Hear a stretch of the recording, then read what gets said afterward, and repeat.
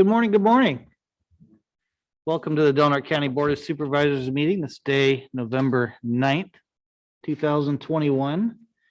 We have returned from closed session. We'd like to go ahead and open this meeting and ask Joel, any items to report out of closed session today?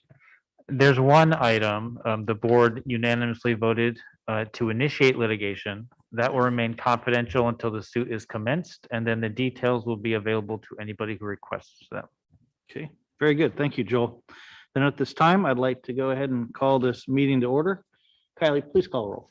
Supervisor Hemmingson, Here. Supervisor Starkey, I'm here. Supervisor Short, Here. Supervisor Berkowitz, Here. Chair Howard. Here. All right, please join me in a brief moment of reflection.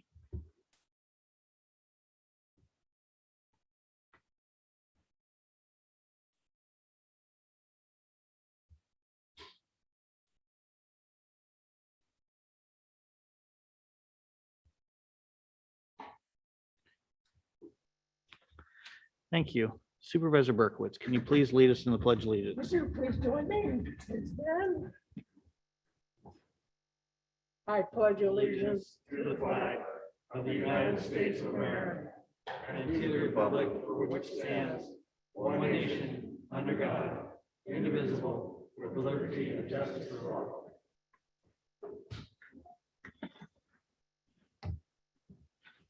I've just got to say, I don't know what brought everybody here today, but it is such a great sight to see the chambers full. So super happy people are here.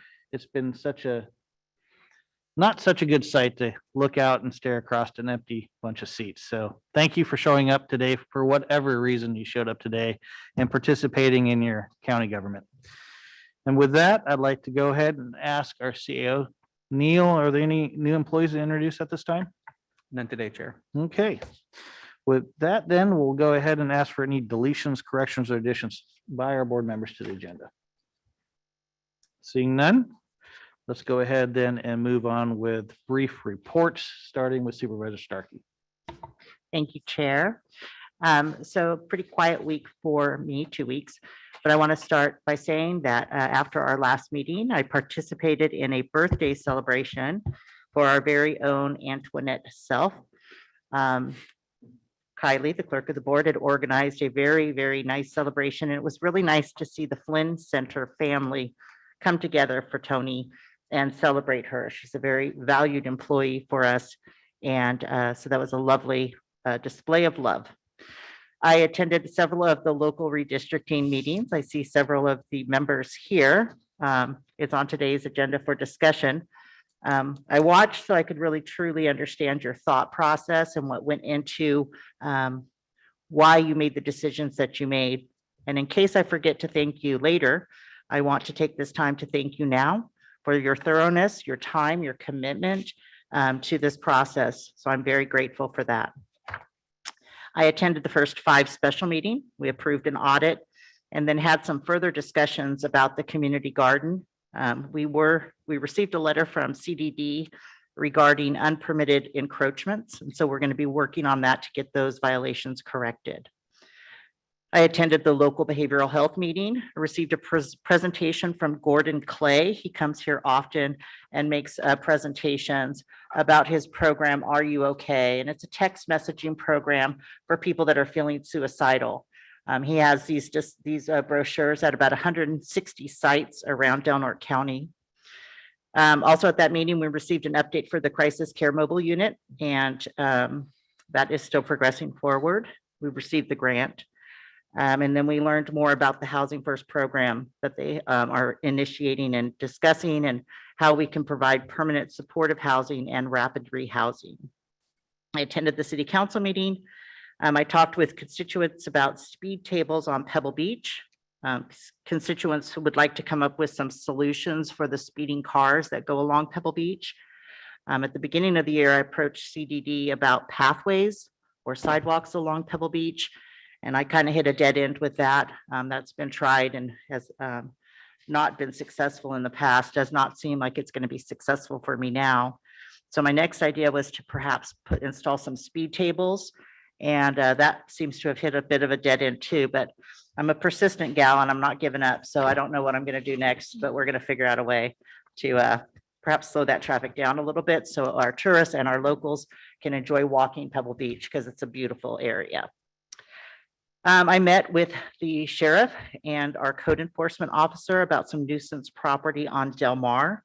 Supervisor Hemmingson and I spent some time kind of talking about strategies of what we could do to perhaps eliminate some of these nuisance properties that some people call drug houses.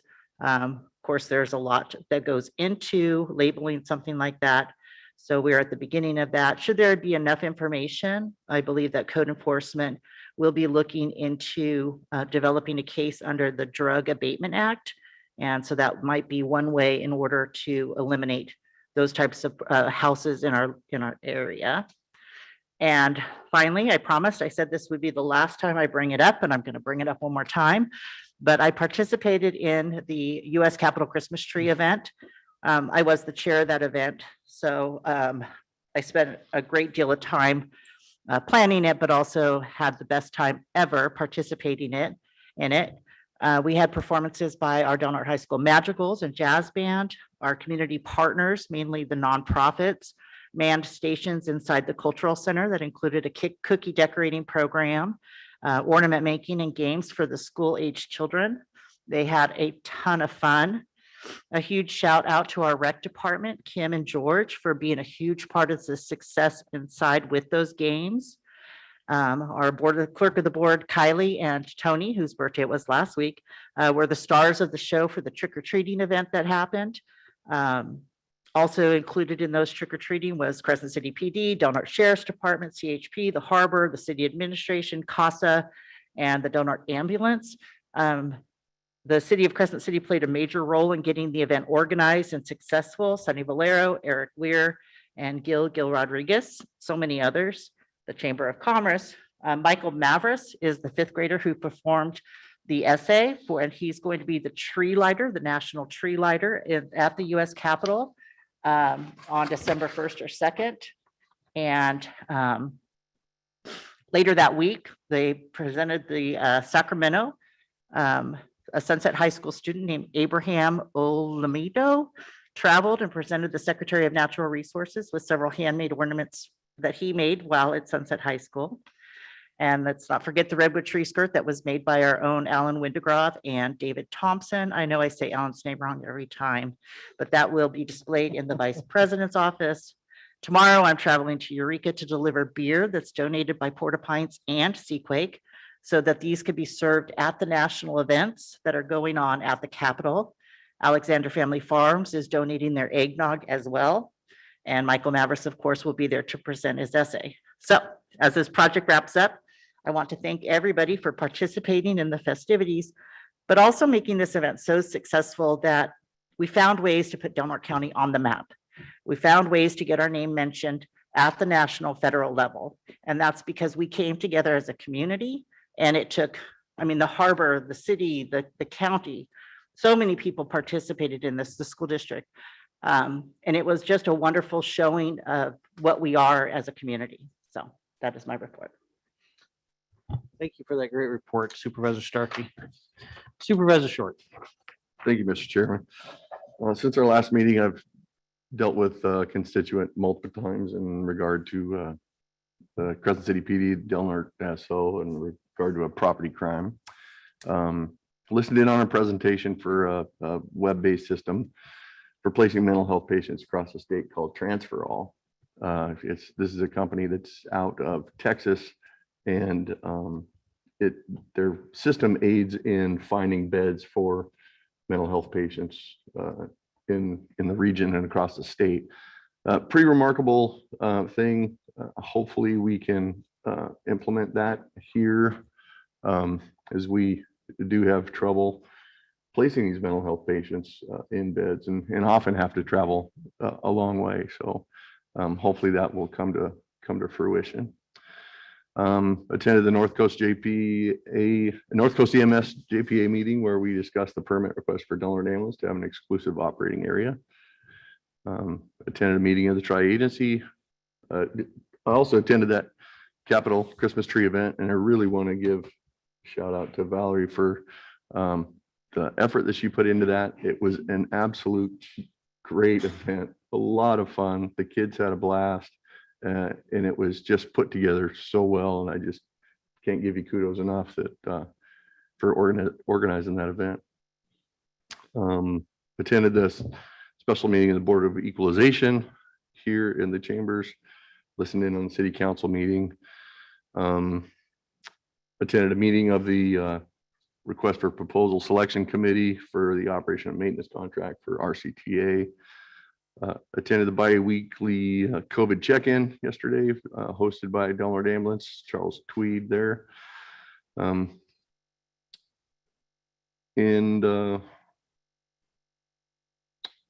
I also reviewed the Williams Settlement Report on Del Norte County Schools, where Joe Hamilton, Smith River, and Best Maxwell were inspected, and did very well, and found to be completely in compliance with the education code pursuant to that settlement. And that is all for me. Thank you very much, Supervisor Short. Supervisor Hemmingson. Yes, thank you, Chair. I had a NORTEC meeting, which is the Northern Rural Training and Employment Consortium over in Chico. Unfortunately, the governing board had a quorum, but the Workforce Development Board did not. So we never conducted any business, but we did get to hear presentations and one of those really was a presentation and really explaining what NORTEC does. It's a video. I'm going to present it. Hopefully, if the chair allows, I'm going to present that at the next meeting. It's pretty short. It's about 8 minutes. So hopefully we'll have that. I did go down to the Capitol Tree and saw that event. Kudos to Supervisor Starkey, doing a great job in getting all that organized and all the work that she did. It was a great event. And as was mentioned, we had a Board of Equalization hearing that I attended. Had a meeting with staff, roads department, and community development on some drainage issues on California Street. I attended the offshore wind energy farm presentation at the Harbor District. Had the Bureau of Ocean Energy Management there, California Department of Fish and Wildlife. Anyway, interesting to find out what little they knew about a lot of the questions that we asked, but they're going to get back to us and we'll see where that goes. Had a Border Coast Regional Airport Authority meeting where we appointed Ryan Cooley as our new airport director. Met with our supervisor, Howard, and I met with staff about the public lands bill that's upcoming, and Padilla's staff to voice our concerns and maybe get answers to some of the questions. Not many answers, but they'll be getting back to us. We'll be meeting again. And as Supervisor Starkey said, I won't go into that, but we did meet. We met with the sheriff and code enforcement on a nuisance property. And I had a conference call with Sean Freeze from California Department of Fish and Wildlife on some issues that we're having out on Point St. George down in the parking lot area. And I fielded a lot of calls, texts, emails on input from redistricting locally as well as statewide. So that's it for me. Great. Thank you, Supervisor Hemmingson. Supervisor Berkowitz, please. Thank you, Mr. Chairman. On November 1st, I chaired a meeting with the Board of Equalization that was to deal with the change of assessment. Due to the non-arrival of the proposal for hearing, the hearing was canceled. Last week, I had a meeting with several people who are concerned with the fact that they're being evicted as owners want to sell their homes. Those who are being evicted have nowhere to go due to the apparent lack of homes for rent here in Crescent City and Del Norte County. I've received many calls from people who have expressed their concerns about both the local and state redistricting. Many have expressed their vote for me for going with the inland district currently represented by Congressman LaMalfa. And that's my report, Mr. Chairman. Thank you, Supervisor Berkowitz. Yeah, sounds like we've all been getting a lot of great conversation and feedback from our constituents on the redistricting. So it should be a fun conversation today, and definitely love the input that we're having. Let's see. Did some planning for the California State Association upcoming annual meeting as it's associated with our Agriculture, Environment, and Natural Resources Committee. I'm chairing that group, that committee this year, and we're putting on a fairly, let's say, earth-moving presentation with some pretty heavy hitters this year to discuss forest management here in the state. It could have some pretty far-reaching ramifications because there's some policy that's coming out of it, both on the science side and on the regulatory side, that we hope are going to begin to change the minds of and directions on how we move forward with things here in the state of California as it relates to forest management. Worked with Supervisor Short on preparation for a meeting agenda item today with our agency. And then in addition, attended a annual meeting of the Humboldt County Farm Bureau to see what subjects they're working on here today. And if there's any way our Del Norte Farm Bureau could have some of those similar items appear on our agendas here in the future. Also participated on a pretty interesting meeting that was organized by CSAC that looked at open meetings and some of the issues that both cities and county supervisors and city councils and even special districts are seeing as it relates to decorum in meetings. There's been a lot of unrest in the state, a lot of political division, not only party division, but just preference on where you want to be politically.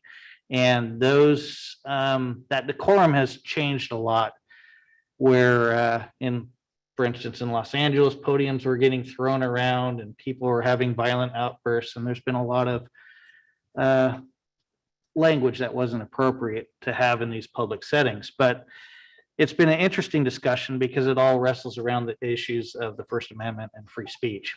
And so the CSAC body is trying to slowly walk into a discussion on this and how it may or may not influence legislation in the future that addresses some of these concerns that we're seeing in this day of political discourse, and how they might change some of that legislation that reflects what they're seeing in their own bodies. Fortunately for us in Del Norte County, we don't see a lot of that. People still get along here, and that's because we're a small town and we're neighbors, but it's not always like that in the bigger cities. And hopefully we could continue to act fairly civil with each other and continue to move forward as a community instead of as two opposing political entities. As folks mentioned, attended the Board of Equalization meeting and also had a gender review. Had a meeting with Supervisor Mike Wilson from Humboldt County where he organized a short discussion with the Redwood Coast Energy Cooperative. It's related to some of the discussions that Tri-Agency has had with offshore wind power and exploring those opportunities, and how the cooperative essentially helped to gain grid access and different types of rates, supporting lower rate reduction for energy transfer to constituents in Humboldt County, and how that might benefit us in the future. As Supervisor Hemmingson mentioned, attended a Border Coast Regional Airport Authority meeting and brought on Ryan Cooley. It's great for Ryan, glad he's here.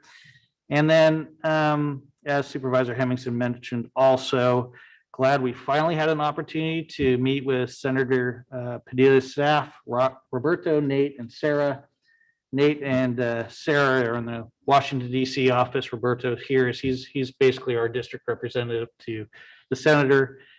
This public lands discussion, I think it's an important timing on this discussion, not only from the fact that we've had a lot of debate here in the county over at least the past 6-7 years, Jerry, maybe even longer, about the NRA, which is a national recreation area here in the Forest Service, and the direction that NRA has taken since its initiation here in our county, and really the lack of attention to it become a recreational area. So we have some concerns, and we're going to continue to talk to his staff about those concerns and hopefully work out some things that will make Donut County comfortable, but it's gonna be a long conversation.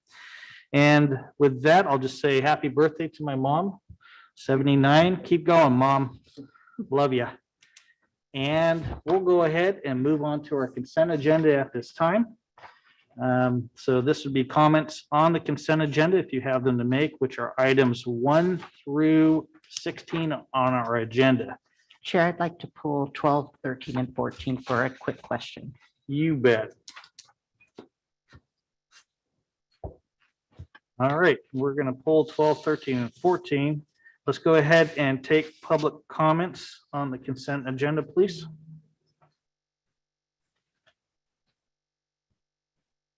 Okay, seeing none, we'll go ahead and bring it back to the board.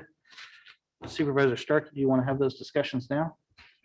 Yes, so my only question is that in the body of 2 of the requests, it says that because the GSFA and the GSCA Board of Directors meet are held in conjunction with the RCRC Board of Directors meeting, the member counties are thus encouraged to consider appointing the same delegates and alternatives for these entities. So given that, I'm just curious if we shouldn't be consistent and perhaps nominate Supervisor Hemmingson and Supervisor Short for all 3. Yeah, I was taking the opportunity to pull some participation from the other board members into those committees. Some of those committees are fairly active, some of them aren't. I'll let Supervisor Hemmingson address that. Okay, Yeah, I was gonna, I wanted to talk on this item as well, and the same concerns as Supervisor Starkey is talking about. Those meetings are held at the same time within the RCRC meeting. Both of those other meetings are held at the same time. So if you had an alternate different, if I wasn't able to make the meeting, for example, and you had an alternate, then you'd have to have 2 alternates there in order to do the way it's proposed here now. So I don't know if we have to bring that back, if you want to change that, Chair. But I do think it should be consistent, and all the alternates should be the same for all 3 of those. Yeah, that would just potentially be bringing back 13, because I'd rather see Supervisor Okay. Short start to get his feet wet. Yeah. So, but if you guys are in agreement on at least 12 and 14, I could. and it's not that I'm in disagreement of 13, it's just I'd like to see it consistent. So Yep. I guess I am in disagreement, but it's for no, I mean, there's no, No problem at all. Okay. It's all good. But we'll, as Supervisor Hemmingson said, we'll have to bring that back because I didn't leave that option open for board All right. decision. So we'll go ahead and bring that back at our December meeting or potentially our special meeting in November. Yeah. So Kylie, if you could just take a note of item number 13, we'll go ahead and table that for now. And then we'll leave 12 and 14 on. Any further comment from the board on those 2 items? Okay, very good. So we do have a motion. Do we have a motion on the table yet? Yeah, I don't believe so. I'll motion to approve the consent agenda. item. Minus- second. Minus 13, of course. Yep. Okay, very good. So we have a motion, and a second. Kylie, please pull the vote. Supervisor Short, Yes. Supervisor Berkowitz, Yes. Supervisor Hemmingson, Yes. Supervisor Starkey, Yes, Chair Howard. Yes. Okay, Supervisor Hemmingson, we do have a proclamation in our consent agenda. Do you mind reading that? I don't at all. Be happy to. This is a proclamation of the Del Norte County Board of Supervisors honoring Guy and Alice Towers for their service and efforts on preserving the St. George Reef Lighthouse. Whereas the St. George Reef Lighthouse is located 6 miles off the coast of near Crescent City, California, was built as a result of the sinking of the coastal steamer Brother Jonathan in July 1865, which took the lives of hundreds of people. Constructed between 1881 and 1891, St. George Reef Lighthouse was the most difficult and costly lighthouse to build in the United States history. And whereas in 1986, Guy Towers and his wife Alice founded the St. George Reef Lighthouse Preservation Society in order to preserve this historic structure for future generations and to be able to continue to tell the story of the role this lighthouse played in the maritime history of the West Coast. And whereas Guy and Alice have made the preservation of the St. George Reef Lighthouse their life's work for the last 35 years, And whereas Guy and Alice have contributed thousands of hours towards the restoration of what many lighthouse historians refer to as America's greatest lighthouse. And whereas Guy and Alice helped nominate the St. George Reef Lighthouse to the National Register of Historic Places. And whereas in 2015, with the help of Alice, Guy published a book about the St. George Reef Lighthouse history and preservation efforts titled St. George Reef Lighthouse Images of America. And whereas Guy and Alice had the foresight of recognizing St. George Reef Lighthouse's historical significance, now therefore be it proclaimed, the Del Norte County Board of Supervisors expresses their gratitude and admiration for the efforts of Guy and Alice Towers in protecting America's greatest lighthouse and historical gem, known as St. George Reef Lighthouse, located on the shores of the Del Norte County, California, passed and adopted this 9th day of November, 2021.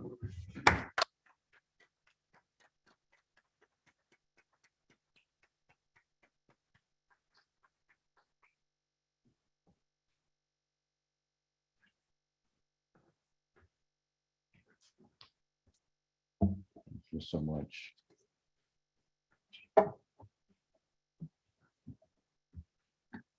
What first came to mind is is that all Yeah, I just went right? with it. Okay, I'm sorry. yeah. And Would you like looking to at take myself in the mirror and okay. I noticed that some of us have gained some gray hair and maybe even some grandkids. I have, so thank you so much. Well, the first thing I want to do is thank the board also, humbly accepting this from the members of our group and from the board.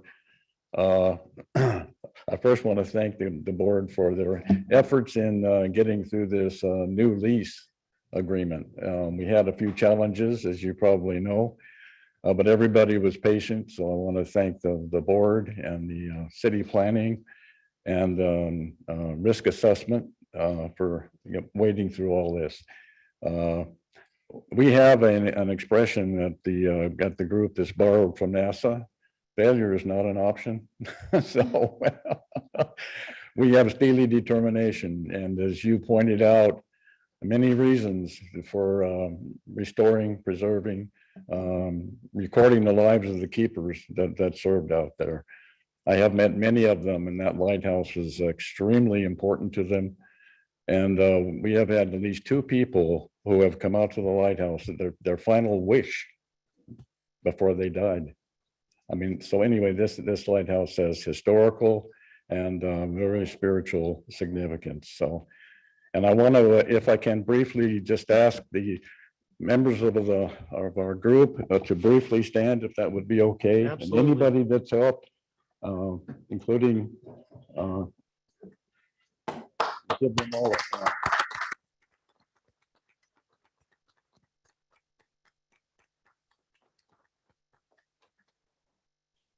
I'm just the one that suggests what we do out there, and then they take care of it. I also want to really thank my wife, and this is truly, I told her I would not accept an honor unless it was her, because there's, could never have done it. Thousands of hours of sitting and at fundraisers and making dinner for the group and on and on and on, hundreds of phone calls, etc. So I want to thank you, honey, so much.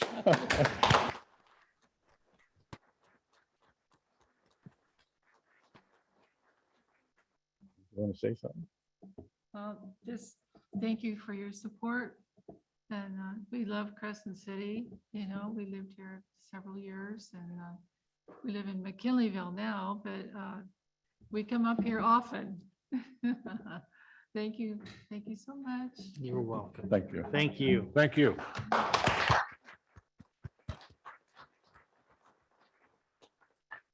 Supervisor Short, we have item 15 on our agenda. If you would not mind reading that into the record. Sure.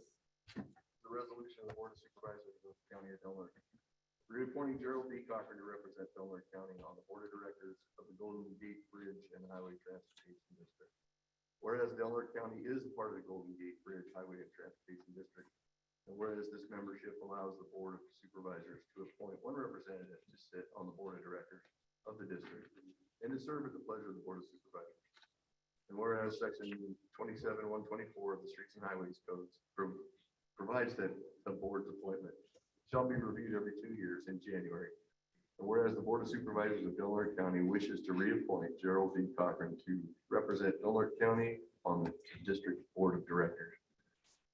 Now therefore be it resolved that the Board of Supervisors of Delaware County, State of California, hereby reappoint Gerald D. Cochran, a resident of Delaware County, to membership on the Golden Gate Bridge and Highway Transportation District to serve for the term from January 2022 to January 2024, passed and adopted by the Board of Supervisors of the County of Delaware, State of California, this day, 9th November 2021.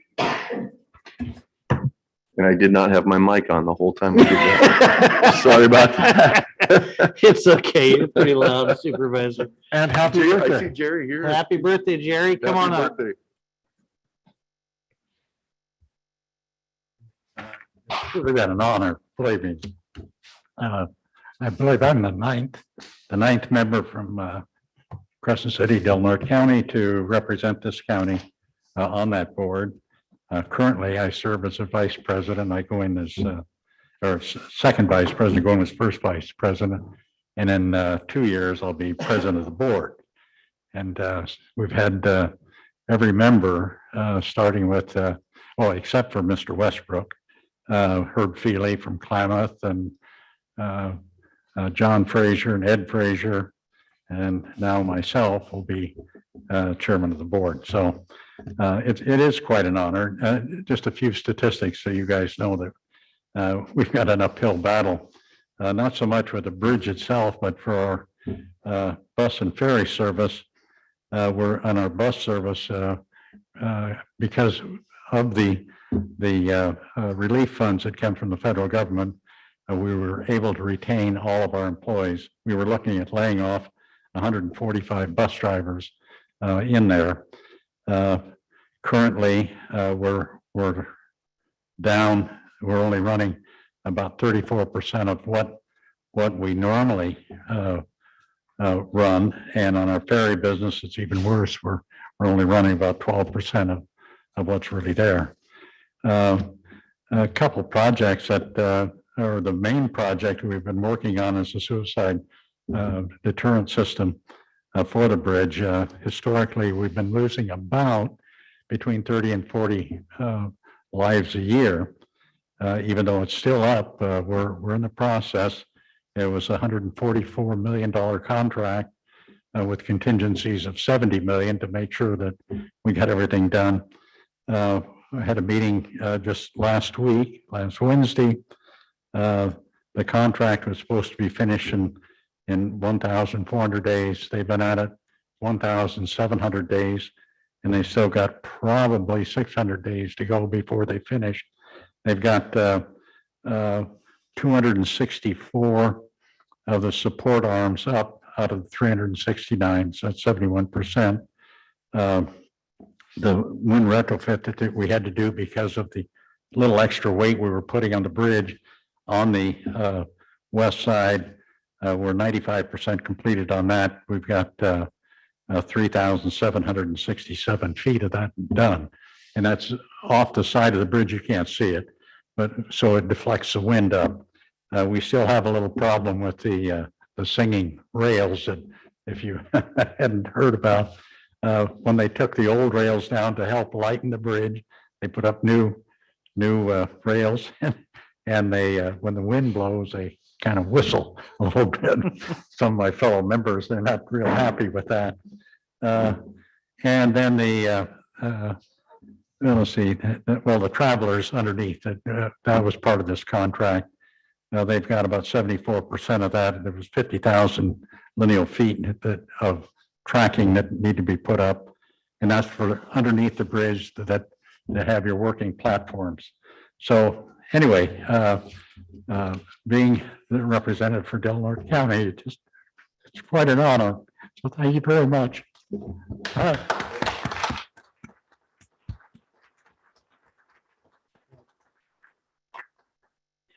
Thank you, Jerry, for continuing that vision that this community had in helping to invest in the Golden Gate Bridge construction and its opening in 1937. That vision continues today under your supervision, and we're very happy to have you continuing to engage on our behalf. All right, so that completes the consent agenda items at this time. I'd like to move to item number 17, which is public comment on our agenda. Members of the public may address the board on matters which are within the jurisdiction of the board. If you're addressing the board regarding a matter on the agenda, you may be asked to hold your comments until the board takes up that matter. Please limit your comments to 3 minutes or less. Anybody for public comment today? Please. I thought we were supposed to be without masks today. That's what it said on the news. Anyway, you mentioned something about political discourse. Now, I think we've all kind of figured out what's caused this political discourse. You know, it's this and COVID. We've had no transparency in our local government for almost 2 years. People don't feel like they're being heard. And it irritates and frustrates people when we can't get to our elected and speak. Doing Zoom is not justice. But on a positive note, I'd like to say,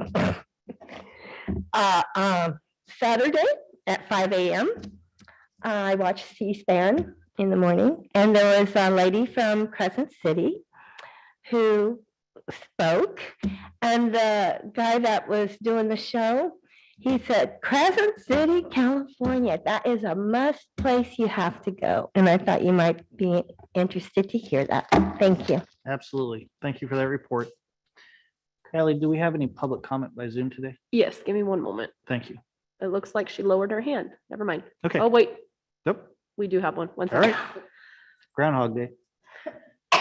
Calvin, you are on. You just need to unmute your mic.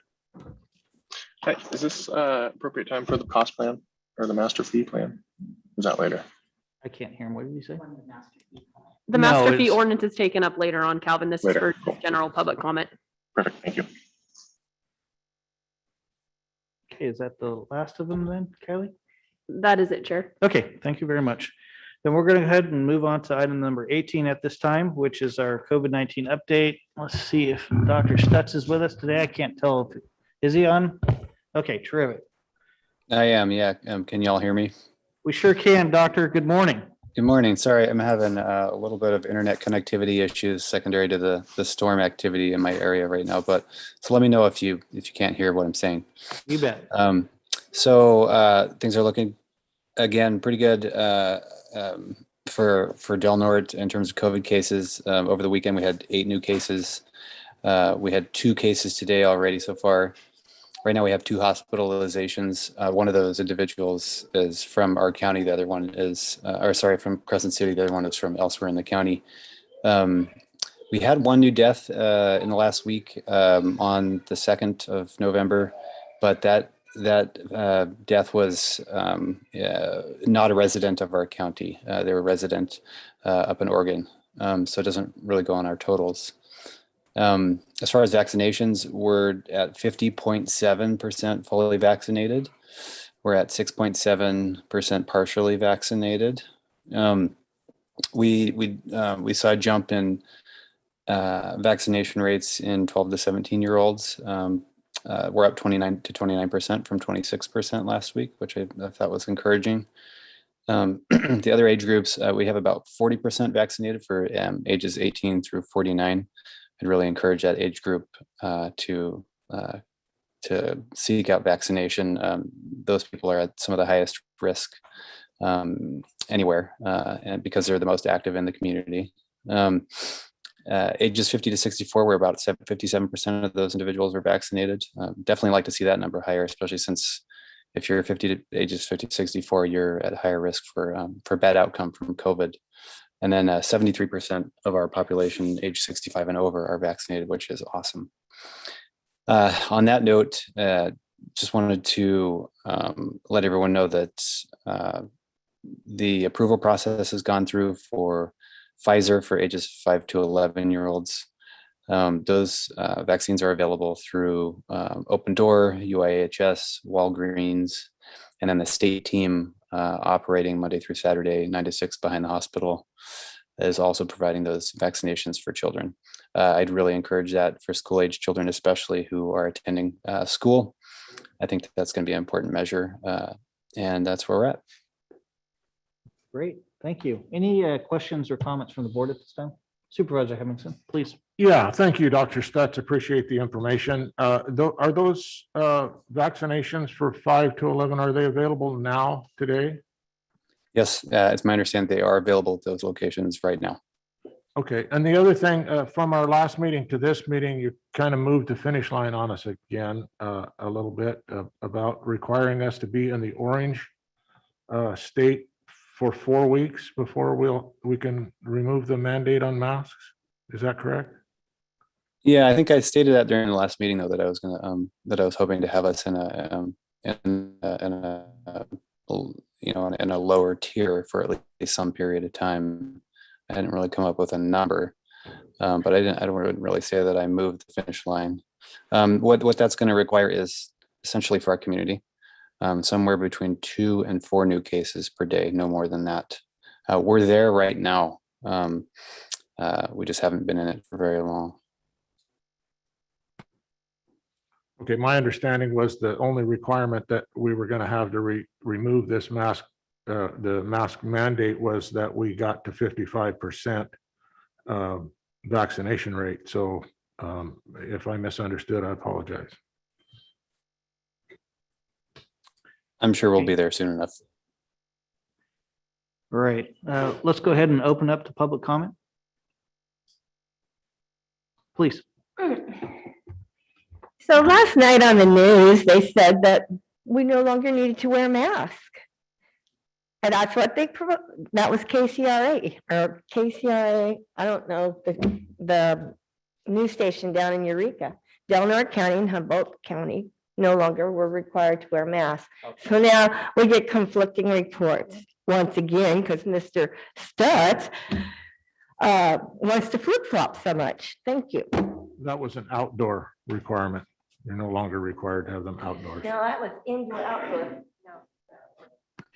That's correct. The requirement for outdoor masking was removed, and that was a mistake on the part of that news service. And Humboldt's Public Health Department is apparently trying to remedy that communication that that the news made a mistake on. Okay, well, I think Dr. Stutz, you can see we're all eager to see an end to this and a ray of sunshine in the middle of winter. Hopefully we'll continue to be vigilant as a community and strive to get there together. I'm sure we will. Obviously, these metrics that we're observing right now. What's wrong? I was just trying to let you know I have a public comment online. Oh, sorry. It's tough. Go ahead with the public comment, please, Kylie. Helen, you are on. You just need to unmute your mic. Hi, I hope I'm in the right order. My name is Helen Duvernay, and I would like to urge to support the current district arrangement, the second congressional district. That's the wrong time for that item, Helen. I'm sorry. This is. I thought I had it wrong. Thank you. No worries. We'll see you here in a few. Okay. So we're just taking public comment for those on Zoom on Dr. Stutz's report. So Kylie, you got any other hands raised? Chair, I do not. Okay, sorry. And I'll just go ahead and finish my comments that at least the metrics we're seeing are creeping towards that positive territory of having some change in our masking mandate, and hopefully we'll get there. Dr. Stutz, can please continue to report to us at least until that issue is resolved. And we always appreciate your time to join the board. All right, thank you very much. You bet. All right, at this time, we're going to go ahead and move on with item number 19, which is our 1040 timed item to discuss and consider the draft supervisory maps and public input, and to adopt one of the draft supervisory maps as presented. And good to see you. Good to see you, Chair, Supervisors. Thanks for having this on this morning. So I have not prepared a lengthy report to show you. Everybody has in their handbooks there the draft maps that were released on October 29th after 4 sessions of the Advisory Redistricting Commission. And I do want to recognize the commission, the 9 members of that commission, for coming together, members of the public taking time out of their day to address some really important issues, talk about some difficult subjects, and do it with courtesy and grace. So thank you guys all. I see several of them in the audience today, so I'm glad they, again, showing up for this important community issue. I do want to make one correction to the agenda. The timing of all of this has been a bit of a moving target. And so today will not be the day that we adopt a map. We will discuss maps. We can answer questions today. Obviously, we'll take public comment. There were at least 4 received that Kylie will read into the record. I believe there's some people here live. There may be people on Zoom commenting, but we do need to have one additional meeting that can be the December 14th meeting, where we allow people to comment on the draft maps. And lucky for us, we've got a December 14th meeting at which to do that, adopt the final map. The drop dead date for adoption is December 15th. So we're gonna sneak in there right under the deadline. I do have access today to both the redistricting website, where thanks to Rachel Serena, who has been just absolutely the best support system for this process. And for me, everything that we need to discuss, answer questions is on the redistricting website. So I can bring that up if anybody wants to see the draft maps here on the screen. And we do have access also to the tool that we use, the redistricting tool that we used. If anybody wants some illustration of just how much work it was to come up with the 4 draft maps that have been presented to the public and to you today. Any questions? Please, Supervisor Hemmings. Go ahead, Supervisor Edmondson. Yeah, Autumn, thank you so much. I appreciate it. Can we eliminate any of the proposed maps today so that if they're going to go back, I mean, can we say, you know what, this isn't going to work. We're not going there. Is that an opportunity for us to do that so there doesn't have to be so much work going into these maybe other proposals?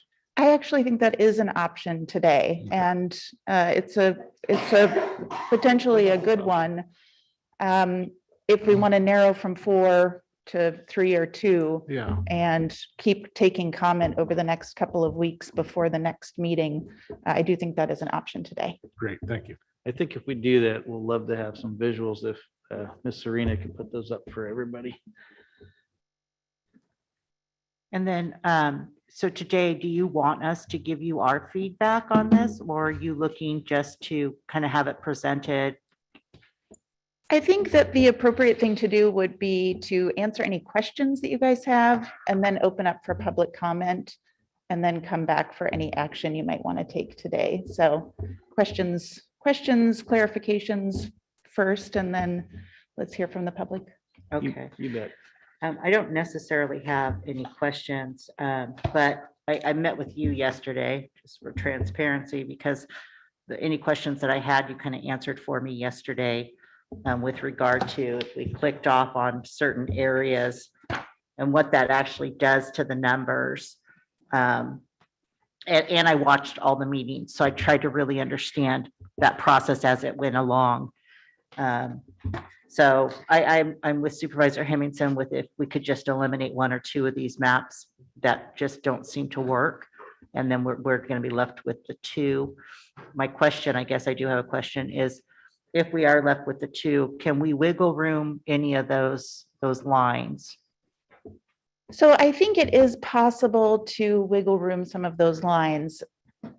However, there are some timing issues with that. If we adopt on the 14th, which is we have to, we'll need to republish any changed maps as new draft maps at least 7 days beforehand. And we have been talking a little bit with administration, and I think maybe you guys got some queries about whether or not you had availability to do another meeting sometime in late November, early December to maybe do a bit more of a sort of workshop for any changes that you guys might want to make. So that's an option as well. Given our short time frame, I think we still have lots of options. So I'm happy about that. Okay, and so, but you don't want us to say like our preference right now? Or are You we can gonna say wait? whatever for- you want, Supervisor. Oh, because my preference is map one. I really like map one. I'm gonna tell you, I think that it hits all the criteria. I went through the elections codes. It hits the criteria based on the order of priority. And it keeps, one of the complaints that I received a lot was we never know who our supervisor is because everything changes so often. Sometimes we're 2, we're 4, we're 3. And so map one is the most consistently with the current districts. And I like that. I like that consistency. So that would be one of my druthers, is to keep with map one. Okay. If you want to bring up the website, I can click on that first maps. The redistricting website, I think, is maybe easier. Oops. I mean, sorry, we can do it this way. This is fine. So thank you, Supervisor Starkey, for that. I can't help but comment that these maps haven't changed for at least 20 years, maybe longer. So I understand, obviously, people's desire for consistency. But, you know, we do this once every 10 years, and last time around, they didn't change at all. I don't know about 2000, maybe they changed then, but it's been over 20 years since they did change. And they do have to change now, so there will be some adjustment. How much is obviously up to you.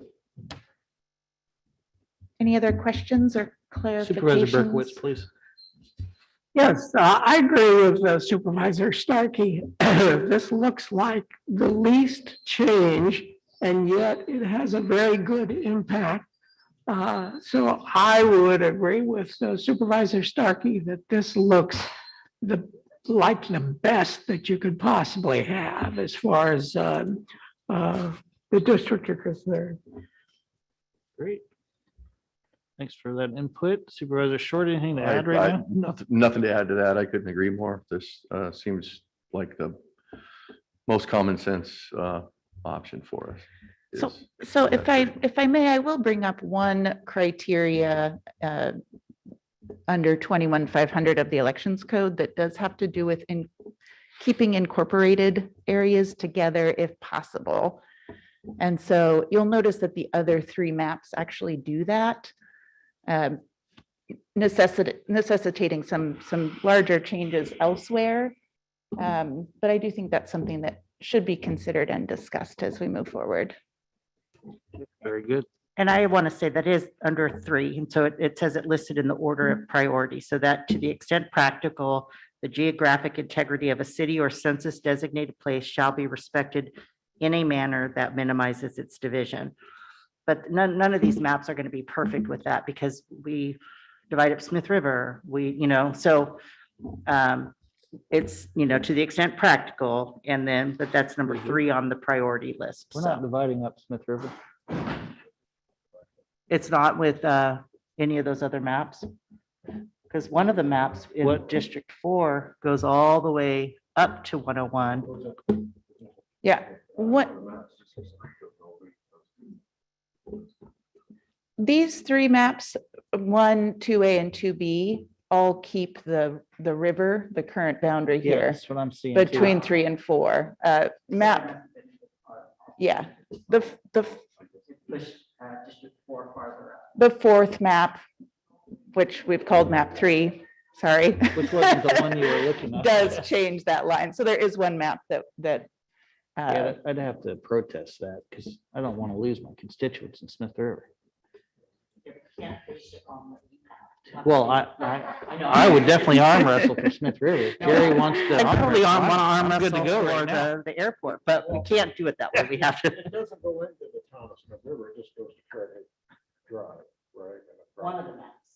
Yeah, but not option one. It does go in, map 3 does go into Yep. Smith River. The dividing line between 3 and 4 on that map is Highway 101. Sorry, I can't see this very well, but Yes, I do have detachment syndrome. Well, I think that thank you. the third, Valerie. is it alternative 3 that takes in, that gives one supervisor, Smith River, Hyuchi, Gasky, Klamath. That's just not gonna work for one supervisor to take all those unincorporated cities. And, It's a creative approach, you've got to Yeah. admit, Jerry. well, yeah, but- so I would like to. But not realistic. I would like to eliminate that one right off the bat. I don't I think. And I do- don't I- disagree with Supervisor Starkey that it appears as though. the Supervisor, first- Yeah, because this is a required meeting where public comment is received, I would suggest taking public comment before moving to make any decisions. sure. Okay.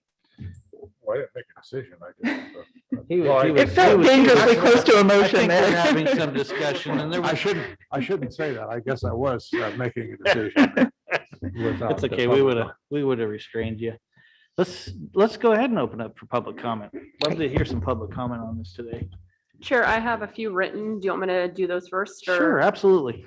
Okay, so this one is from Kevin Hendrick. It says, Dear County Supervisors, following are my comments on the proposed redistricting maps for Del Norte County. In general, I support alternative one as the least disruptive option, most consistent with the current boundaries. However, I have a grave concern about each of the alternative maps affect me personally.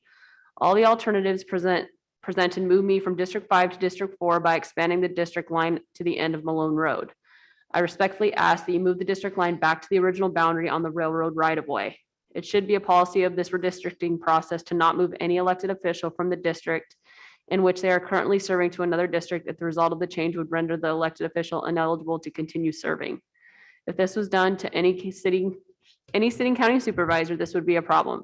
Imagine if you were moved out of the district that you are currently serving to an adjacent district. If this happened, you can no longer serve as a county supervisor.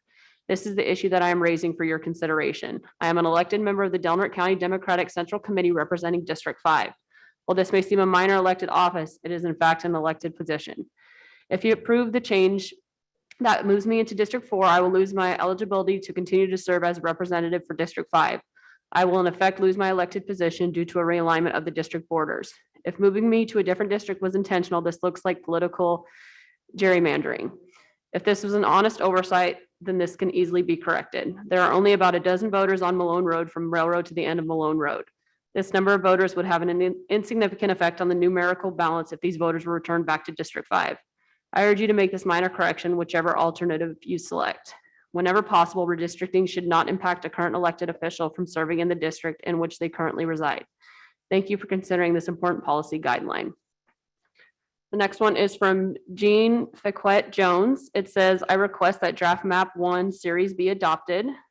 This one is from Christopher York. It says, hello, I support the map 1 option for redistricting since it's least disruptive to the community. This one is from Rhonda Bateman. It says, my name is Rhonda Bateman. I am a homeowner in Smith River and I have been looking at the redistricting maps and I have a question. Why is it that the preferred district map for District 3, which is Smith River, doesn't include the mouth of the Smith River in its boundaries? Why is it all the other district option maps always included in District 4 with Crescent City when it is the Smith River that flows through Smith River? What benefit does that have to Smith River? It seems like a boom for District 4, and I'm trying to understand why the residents and the district representative of Smith River would allow District 4 to have the mouth of the Smith River in District 4 instead of our own District 3. Please explain so I can understand the reasoning. I prefer the district draft map 2A over the draft map 1 series listed as preferred option. It makes more sense to me that we keep the river in the district it is closer to. Just seems like a bad deal for us in District 3 to put the river in District 4's jurisdiction. Redistricting is more than just dividing the population equally. There are also resources and commodities in each district that support each district and the population that resides in it. As a newer resident of Smith River, I'm a protective of the beauty and resources of the small community and find it a bit unreasonable that District 4, that encompasses the most active business community in the county, also encompasses the main waterway resources of District 3 as well. And then this one is from Grant Worshkull, and it says, is there time to schedule a workshop to enable members of our community to better understand the various options? There is a lot to assess with regard to the multiple options, and it would be most helpful to hear from members of the public, individual county supervisors, and stakeholder groups as to their perspectives. And that's all for written. Thank you, Kylie. Yep. Okay, any Zoom? I'm not seeing any hand. Oh, yep. Hold on. They're coming in. Ray, you are on. You just need to unmute your mic. Good morning, everybody. My name is Ray Martin. I'm the general counsel for Tolowa Dene Nation. And the nation would like to be able to consider all the maps ahead of December 14th.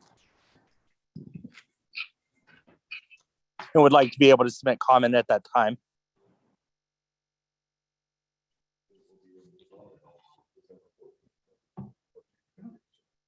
That's going to be a decision-making day, I believe, but county council could address that.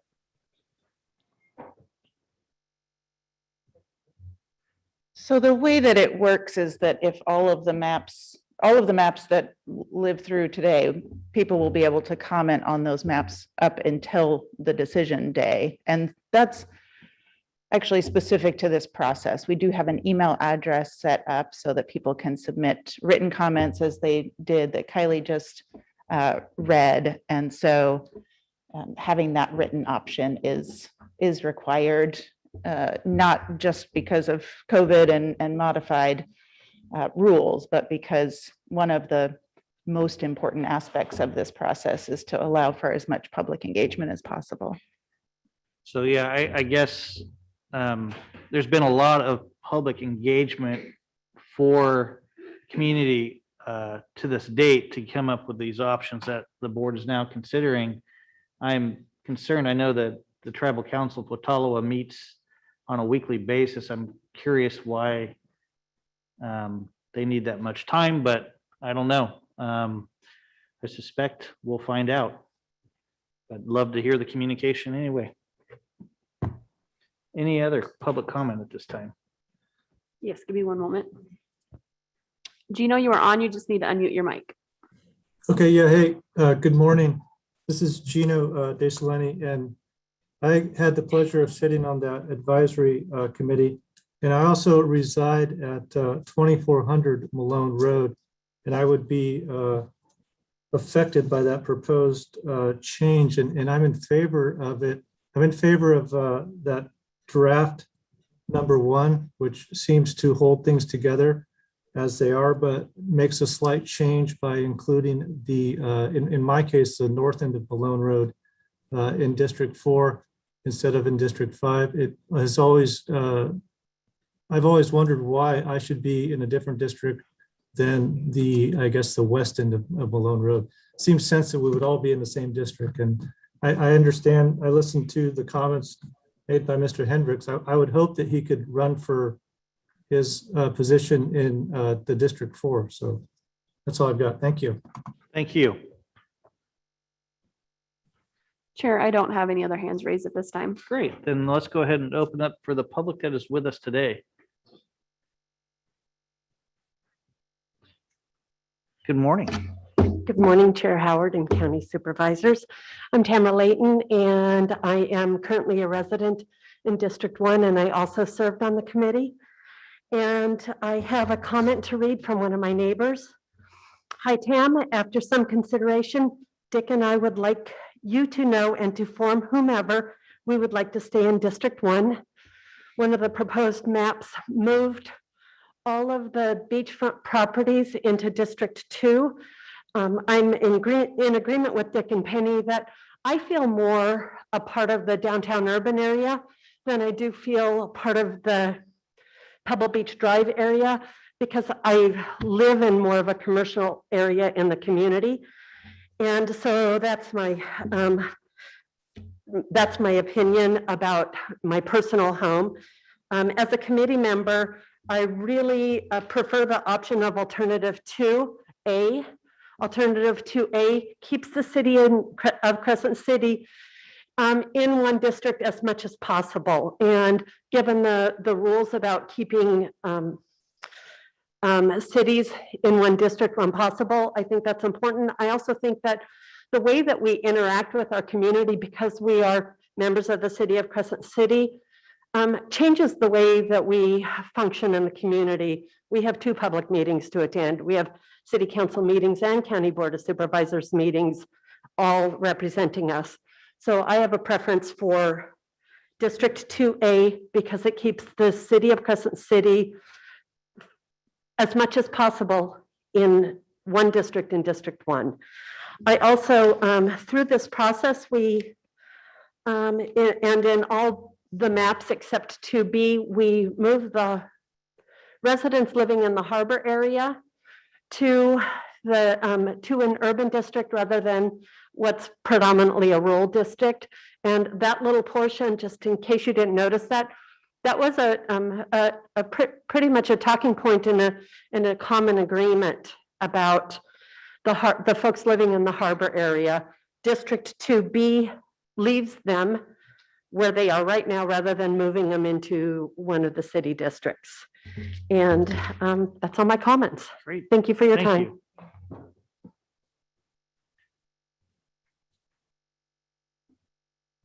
Good morning again, gentlemen and lady.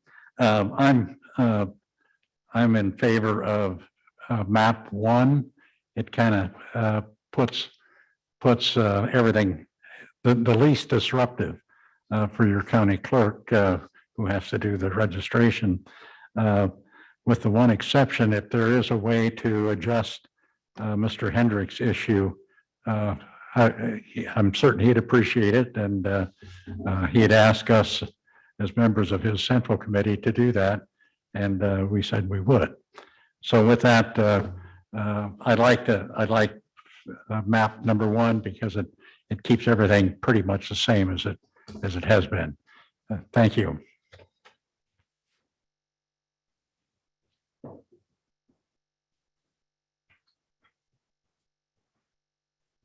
Good morning, board. My name is morning. David Jones. I was the chairman of the board for the Redistricting Advisory Committee. And I would just like to say that draft map 1 series was probably the best that we could come up with for the redistricting. It was less disruptive, like you've already heard. And I think it best represents the diversity of our county. And it was probably the most talked about one that we had in our committee. Thank you. Thank you.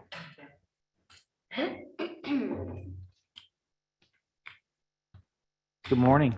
Good morning. How are you, everybody? Karen Sanders, County District 2. And I also served on the redistricting committee. That was really cool. And numbers is my game, right? So it was awesome. I too prefer map 1. What it does is it keeps it just about as close. There were blocks, census blocks that we had to work with. And so that was a little bit of a challenge, but we got them and fit it in as close as possible.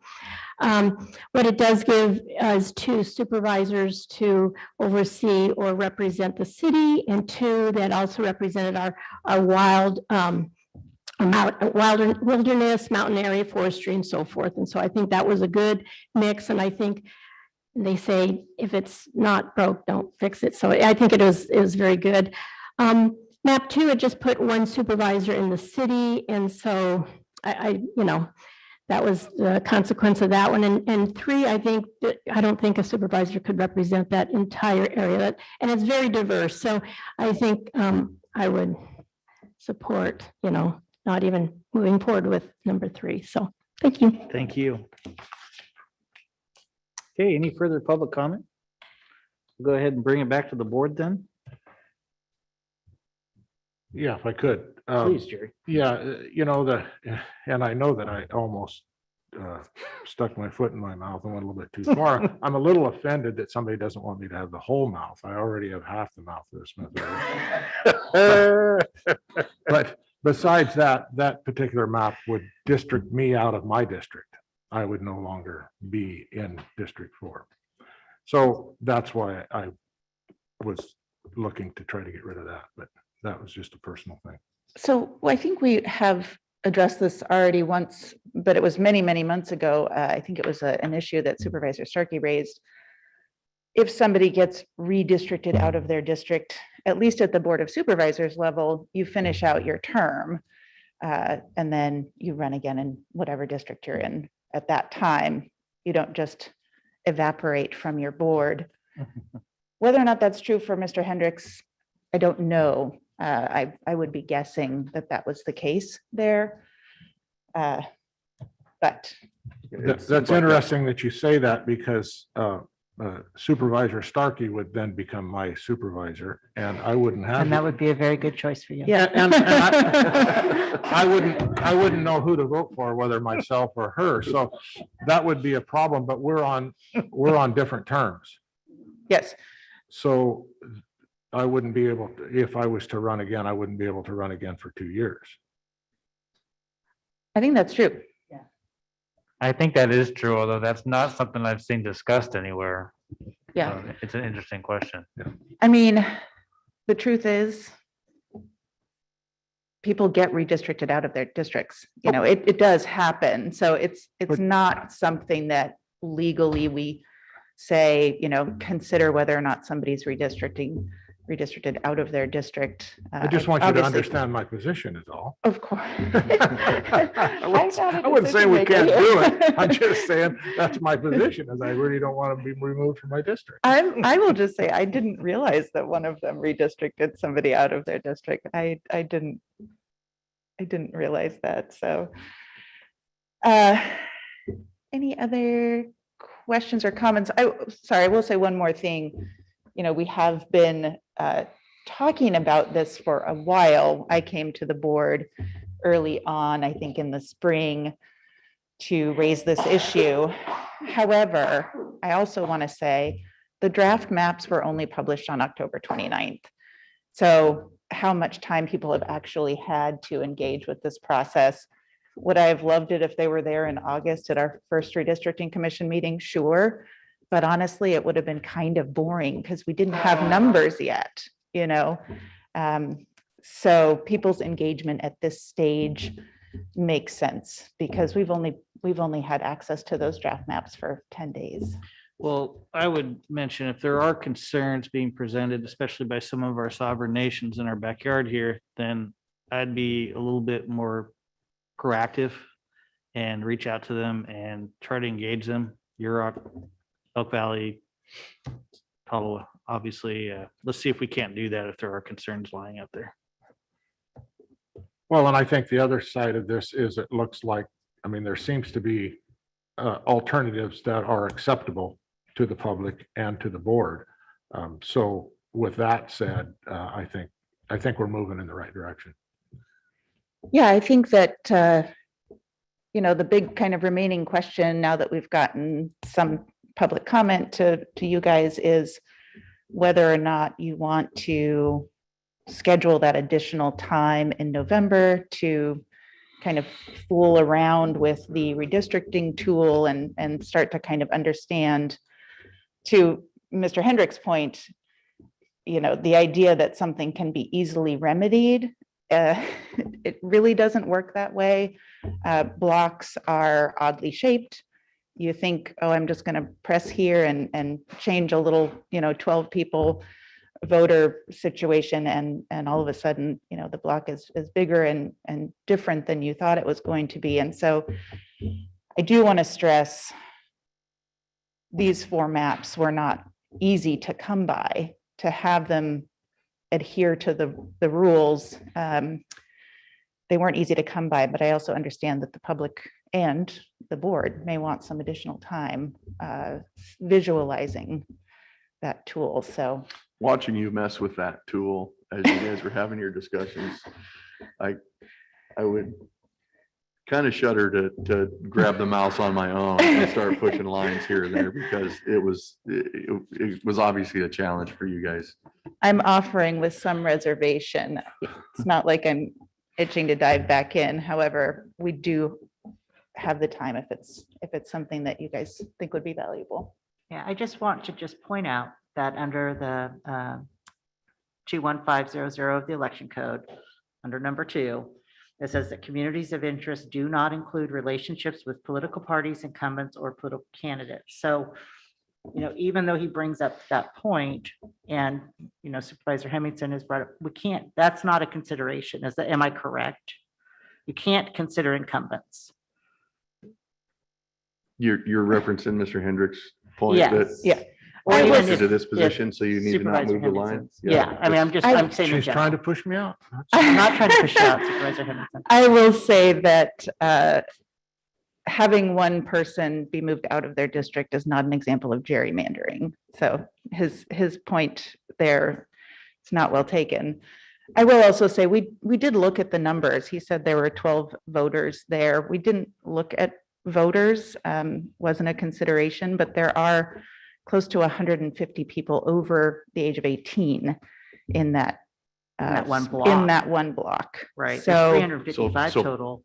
Potential voters is what you're looking at. potential voters. Yeah. So it wasn't done purposely is. No, I don't. That seemed to be, he was kind of suggesting that if that was purposely done, then he wasn't very happy. with Mr. Hendrick's name was never raised at the commission meetings. I don't know where he lives. I still don't. Well, maybe he gave us his address, but to my knowledge, nobody on the commission did that on purpose. And I think there was a good reason to do, as Gino mentioned, and we also got feedback from Alicia Northrup about complaints and problems along that district boundary where 4 and 5 have historically not made a ton of sense. Personally, I'd like to see that line go all the way up Highway 101, but because of the census blocks and the numbers, we weren't able to do that. One of the things that you try to do when redistricting is make the lines as clear and sensible as possible. And we did, I think, the best we could as a commission and as a committee. Okay, so does anybody want to even consider item 2 on the agenda at this time, or do we just want to hold off for a bit? I believe we could not do that today. That's correct. Adoption will happen at the next meeting. I will come to the next meeting with a resolution that will allow us to adopt any of the maps that move forward for public We can comment. narrow it down. That's what I thought I heard. I thought I heard that as well. I think, Joel, do you want to weigh in? Yeah, I think it's fine to narrow it down.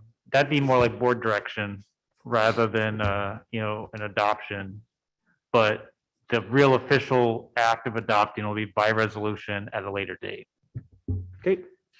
If we narrowed it down to 1, we would basically be de facto. So we better be careful there. Is that? Yeah, I think there's a rule that you have to have 2 draft That's maps in that's what my point circulation. was. Yes. Yeah. I mean, again, Thank you, Joel. the reason for the 2 public hearings after the draft maps are released is to allow for as much public engagement as possible. So, Well, let's leave it open then. Yeah, that's. Yep. okay. Well, Yep, sounds good. And no to another meeting is what I'm hearing. I'll see you guys on the 14th of December. Do we, well, do we might have another one. It's not completely off the table, but Okay. for the workshop, kind of moving the lines around meeting, I'm not going to touch the mouse. I watched you guys do it, and Okay, so It's actually really fun. I am. It probably is. Darren's not gonna touch the mouse. Okay. Yep, that is gonna be a quote. I saw the trouble that they had moving the lines. All right. around. Thank you Yeah. guys very much. Thank you, Autumn. Appreciate it. All right, let's go ahead and move on to our general government items at this time, which item number 20, adjourn as the Board of Supervisors, reconvene as the Board of Equalization, and approve assessment appeal withdrawal for Payless Drug Stores Northwest, Inc. Move for the assessment appeal withdrawal. Thank you. We have a motion and a second. Public comment, Kylie? Chair, I do not have any public comment. I'm gonna need 1 second. I misplaced my voting sheet in this stack of public comments, so can you just give me a brief moment before we Okay, move forward? I apologize. 1, 2, 3.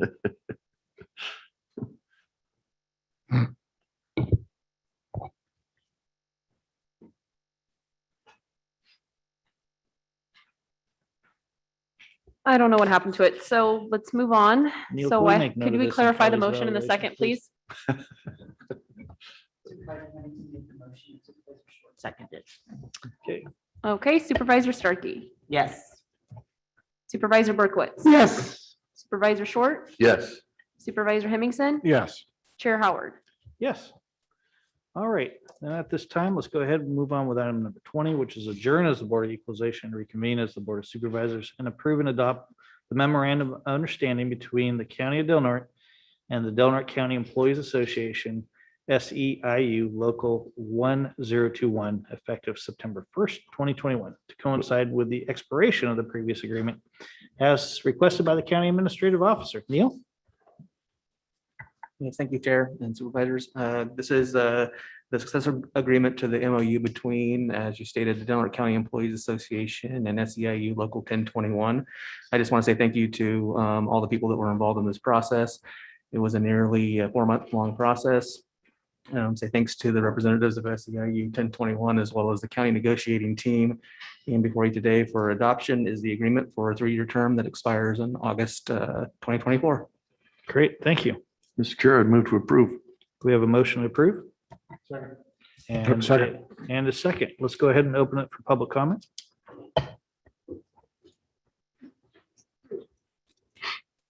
Good morning. Good morning. Good morning. How's everyone? Doing great. Thank you. Good.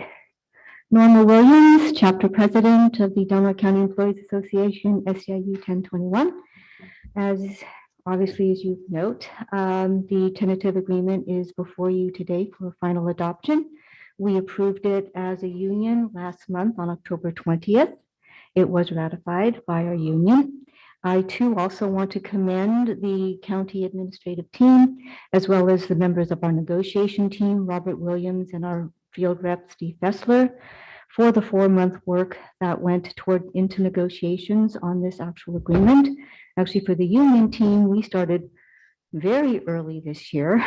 And basically we're working nonstop until we actually were able to start negotiations with the county late in June.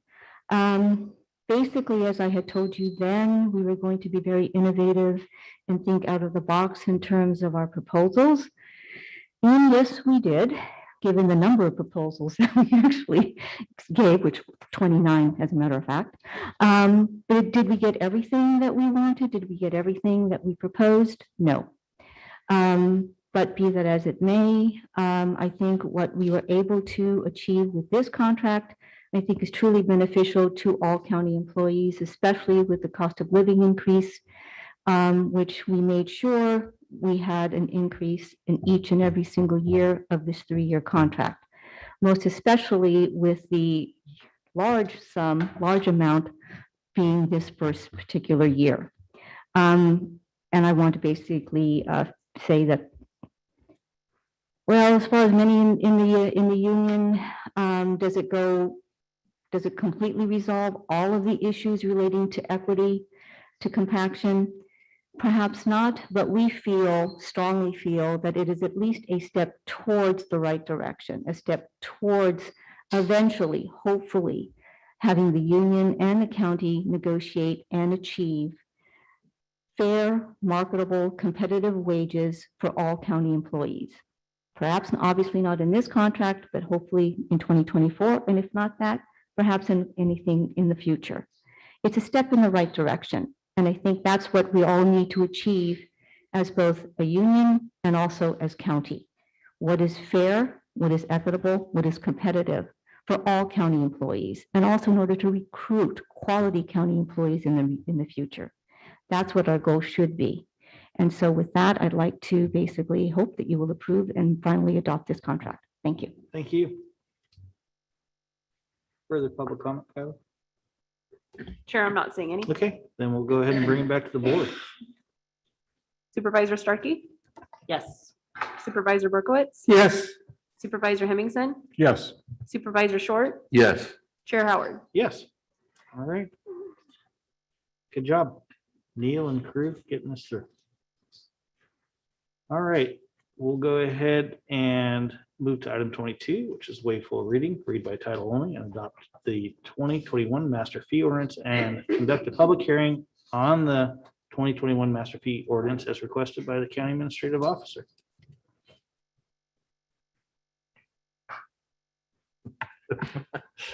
Good morning, Neil. This item is being brought back for adoption today. It was introduced at the 10/26 Board of Supervisors meeting. There was a notice published in the triplicate on October 29th, noticing this public hearing, and then it was brought back to the board for adoption at this meeting. The amendments that go to the Recreation Department, some of the fees have been revised, some of them have been added for new programs, as well as some that were eliminated for programs we no longer offer. And it's all based on the backup documentation provided to you today for costs for providing these programs and services. Thank you, Neil. We did take public comment at that last meeting, but let's go ahead and open it again, just in case there's some that we're missing. Kylie? I'm not sure if, yeah, give me one moment. Calvin, you are on? Yes. I was thinking 30 sounded a little too high. On page 19 of the agenda, none of that's really legible. I can make out that they're multiplying the staff time by 1.75. I don't know if that says hours in that column, but I was thinking 20 or 25 sounds a little more reasonable. You round it up 4 hours for a round of golf, it'd be $100. 30 just seemed a little high. I think that's it. Okay, thank you.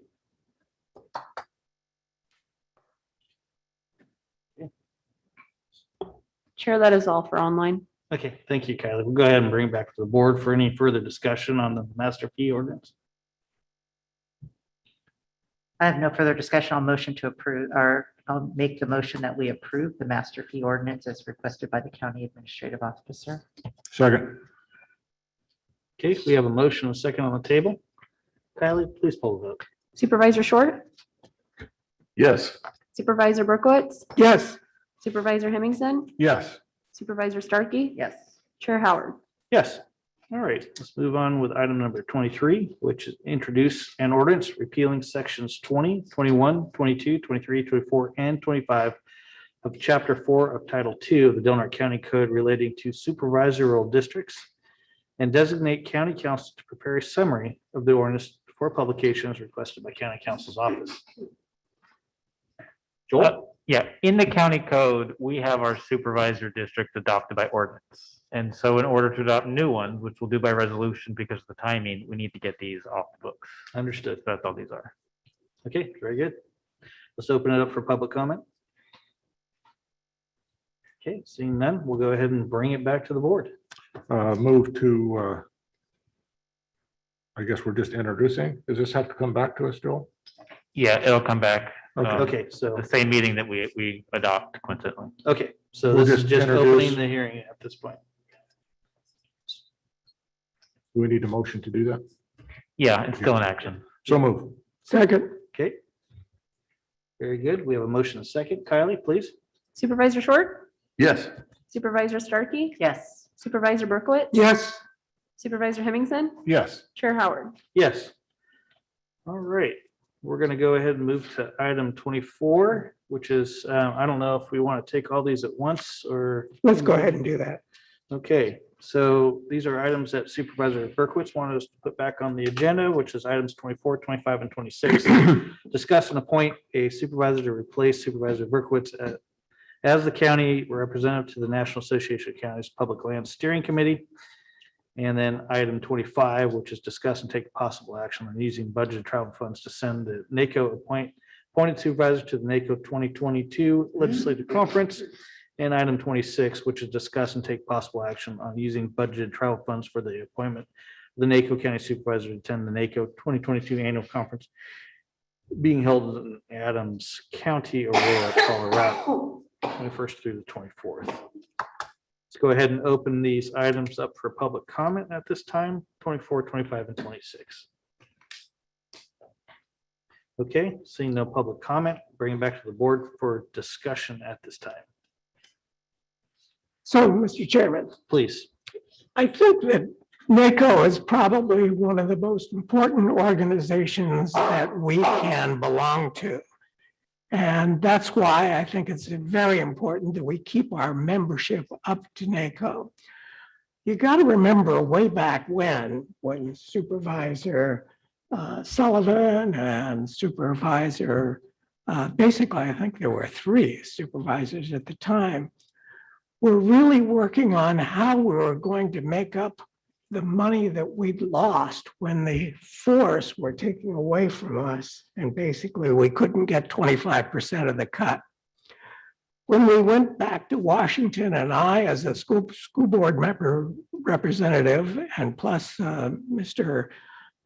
Sullivan representing the county, and I think our former supervisor of District 5, we were important. We thought that this was important enough to be able to get the money that we needed to be able to operate the county.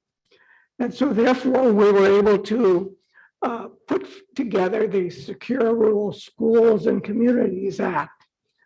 That act basically provided $1 million for our roads and $1 million for schools. And that's been reauthorized year after year after about 3 years of alternate revisiting that we're still being able to provide money for our roads and money for our schools because of this. If it wasn't for that and our representative nature of it, I think we would not be able to have the $2 million that we have coming to this county year after year.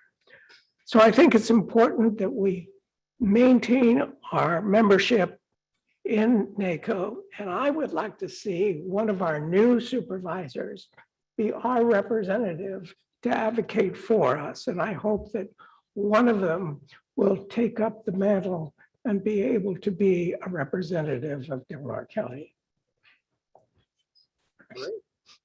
Looks like Supervisor Starkey and Supervisor Short, you guys are the low supervisors on the totem pole, even though you're tall in stature. Yeah, he can't call us But- new supervisors anymore, so now he just goes to low on the totem pole. No, got one It's, supervisor. it's all good, but we do have some comments. Supervisor Henderson, please. Yeah, we got one supervisor who wants to push me out of my district, so. It's all good. No. Yeah, I don't think we've ever not been a member of NACO as long as I've been on the board. We haven't always had a representative on a certain committee. And I think to say that we can just replace someone with someone else without going through NACO, I think is wrong. I don't think we can do that. I think that someone has to apply to that for that particular job. You know, I think that there's a limited amount of value that we gain from the NACO partnership. We've been much better represented by having RCRC or CSAC make those recommendations to NACO. If anything, the WIR, which is the Western Interregional part of NACO, it would be much more important to be part of, in my opinion, this is certainly just my opinion, than to have any kind of representation on the Public Land Steering Committee, but that's just me. And as far as the funding of travel to these conferences, I think we do much better with our advocate in Washington, DC, where we're able to meet with these people one-on-one in these agencies, whether that's the Forest Service, USDA, or any other entity where we have one-on-one conversations at the same table is much more beneficial and much more valuable to the county than to send a person to a conference where there's thousands of counties and we're just one little speck of dust. I don't think there's a lot of value personally on that. The other item, the last one, I think it's a little bit premature to put funds towards travel that's not in this fiscal year. We haven't even had a midterm look at our budget yet. So why we would put those funds out there to be used for travel on something that, in my opinion, is not of great value, I think is a little premature. I think that's about all I got to say. Very good. Supervisor Berquist. So, Mr. Chairman, I figure that $2 million a year, every year since the 1990s is pretty substantial. And if we're talking about the budget, the minor budget of a couple of $1,000s to be able to go to Washington to advocate for that particular situation or anything other situations that affect us and public lands here in Del Norte County, which we're very protective of. We need to be able to be there. Even our lobbyist has says, when asked by this board, what's the most important thing we can do? And he says, be in Washington because that's where the decisions are made. And I think that's important. Thank you, Supervisor Berkeley.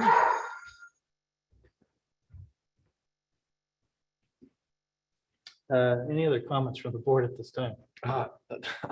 I was curious about the expenditure of the funds and how the budgeting process worked. I was kind of under the impression that we made a travel budget and then we just, I mean, we knew what our travel was going to be. So I agree. Probably talking about expending that or budgeting for that travel may be a little premature, but as far as the assignment goes, I would certainly be willing if the board would agree that we needed representation there. As far as the steering committees, I had a question as to the other ones. I think agricultural and rural affairs is something we should be on a steering committee for, environment, energy, and land use possibly as well as public lands. Those are just my comments. I'm not sure if we would need a separate representative for each one of those steering committees or if one of us could go back there and represent. Yeah, all just three. one. Just one? Just one for NACO. So thank you for Supervisor Howard for, my only thing is that we are members. And forgive me for being a little bit ignorant on this, but we're members. All of us can log on. All of us can use those resources. They've got webinars. Every single one of us can go there. Now, if something comes up like this public lands where we feel like we need to advocate strongly for us, number one, we have so many. We have CSAC, we have RCRC, we have so many of these resources available to us. NACO is one more resource, but I don't know if we need to be active with an appointment or if that's something that we can all monitor, all do, and then should something come pressing, then look to appoint one of us. That would just, and again, I'm new. I just wanted to put that out there that I don't know necessarily that we need a NACO representative. I think you hit the nail on the head. So could I stop being a new supervisor and be senior now? No, sorry. I'm going to vote for you once I'm in your district. So I think having NACO representation, just having that ferreted out long-term, having a representative for NACO on this board should be one of those things that is, but I agree with Supervisor Hemmingson. If there's any piece of NACO that's going to really represent us well is that Western Interstate region. That seems to be in a very effective group. I've paid attention to it from far because I've never attended one of their events, but I do read up on it and they do address issues that are pretty central to Del Norte County in rural California. So if there's anything committee wise that we need to be paying attention to, I believe it's that Western Interstate region. As far as the travel budget, I agree with the comments that have been made. I think some of those monies are best placed for those one-on-one meetings. And I know we've done a lot of that lobbying in the past on some pretty critical issues as it revolves around last chance grade and aviation here in the county. So, I think we do need a representative to NACO. I just rather see it steer towards the WIR piece, and I'd be more than happy to have Supervisor Short represent us in that role, but it's not a decision right now on our agenda. We're confined basically to the steering committee at this point in time, but I believe at a future date, if we want to have it on the agenda, to have a representative like Supervisor Short as our NACO representative to address these issues and issues involving WIR. Be more than happy to have you as that representative, Supervisor Short. But that's just my personal opinion. So Bob, do you sense any urgency to the item you placed on the agenda here? I mean, what I'm proposing we do is table this until such time as it's necessary to make the decision. Yeah, I think you can do that. So with that, I would make that motion on these three items to table it into until a future meeting.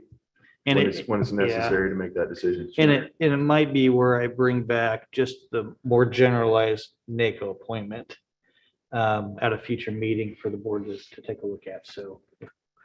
Chair, we can ask council for clarification, but these three are just related to the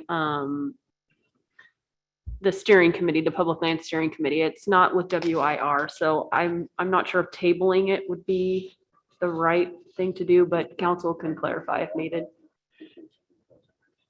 Yeah, so I don't think there's a problem with tabling it. The other thing you could do is call for a motion. If you don't get one, it dies, but then it dies. And to leave yourselves the ability to come back and do it, you don't really want it to die. yeah, there may be something on the legislative agenda and those platforms. I know with CSAC, RCRC, when we have our legislative meetings in Sacramento, the doors are flung wide open to our representatives. And so we got pretty good access in the Capitol at that period of time. So having the decision potentially open for the upcoming February 12th through the 16th meeting, we don't have to make that decision now, but we could make it a later date. So tabling, I think it is important. I thought that was And the proper way. looks like it's appropriate at this time. So we'll go ahead and table those items, and I'll potentially look to bring back just the general NACO representative at our next meeting. All right, appreciate that discussion, board. Very robust.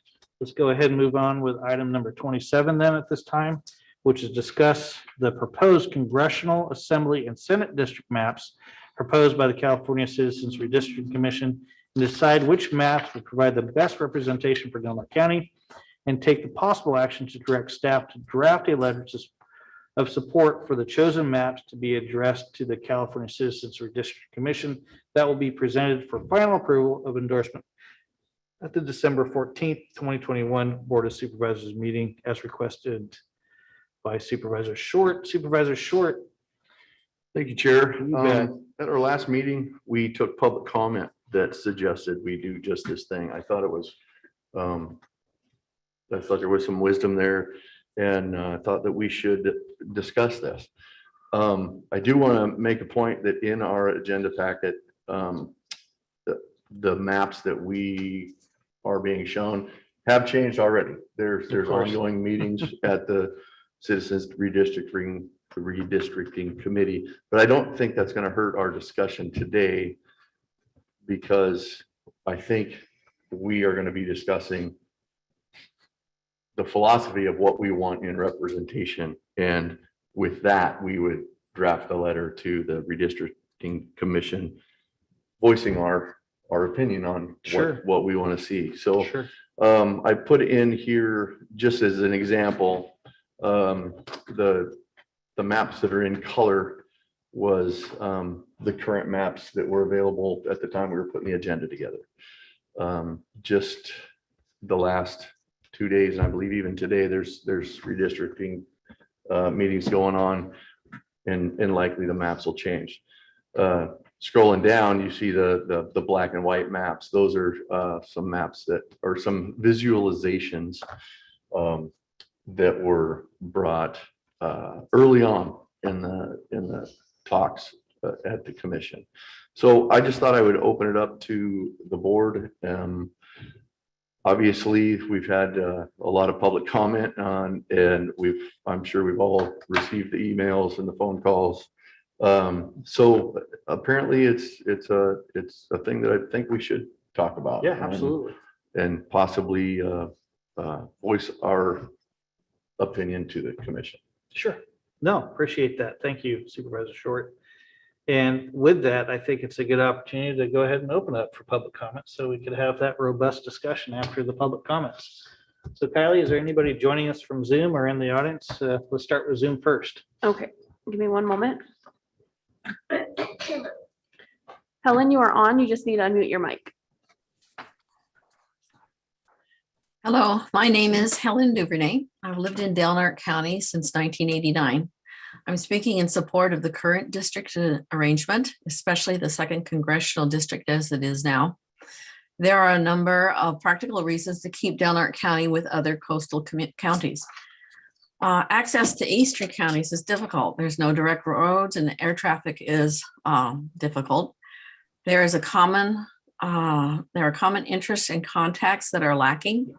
The eastern farming counties need water from the Klamath that compete with Delnart County interests. For example, Delnart County and our local tribes need the water from the Klamath to restore spawning grounds for salmon. Delnart is also working with other agencies in nearby coastal communities on last chance grade. It's taken many years to finally get an interest group organized and functioning.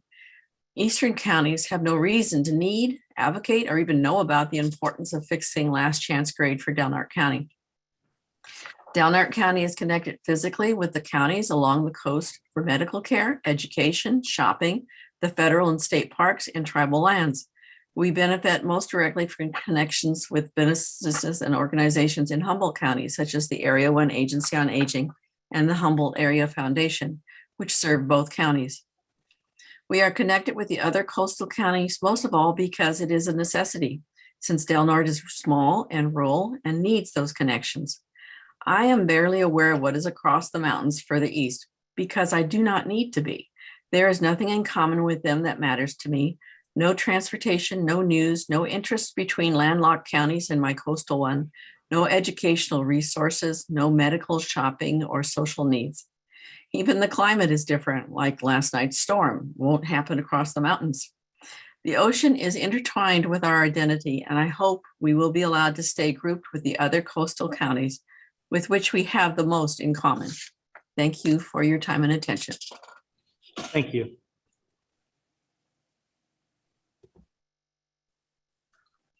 Tanya, you are on. You just need to unmute your mic.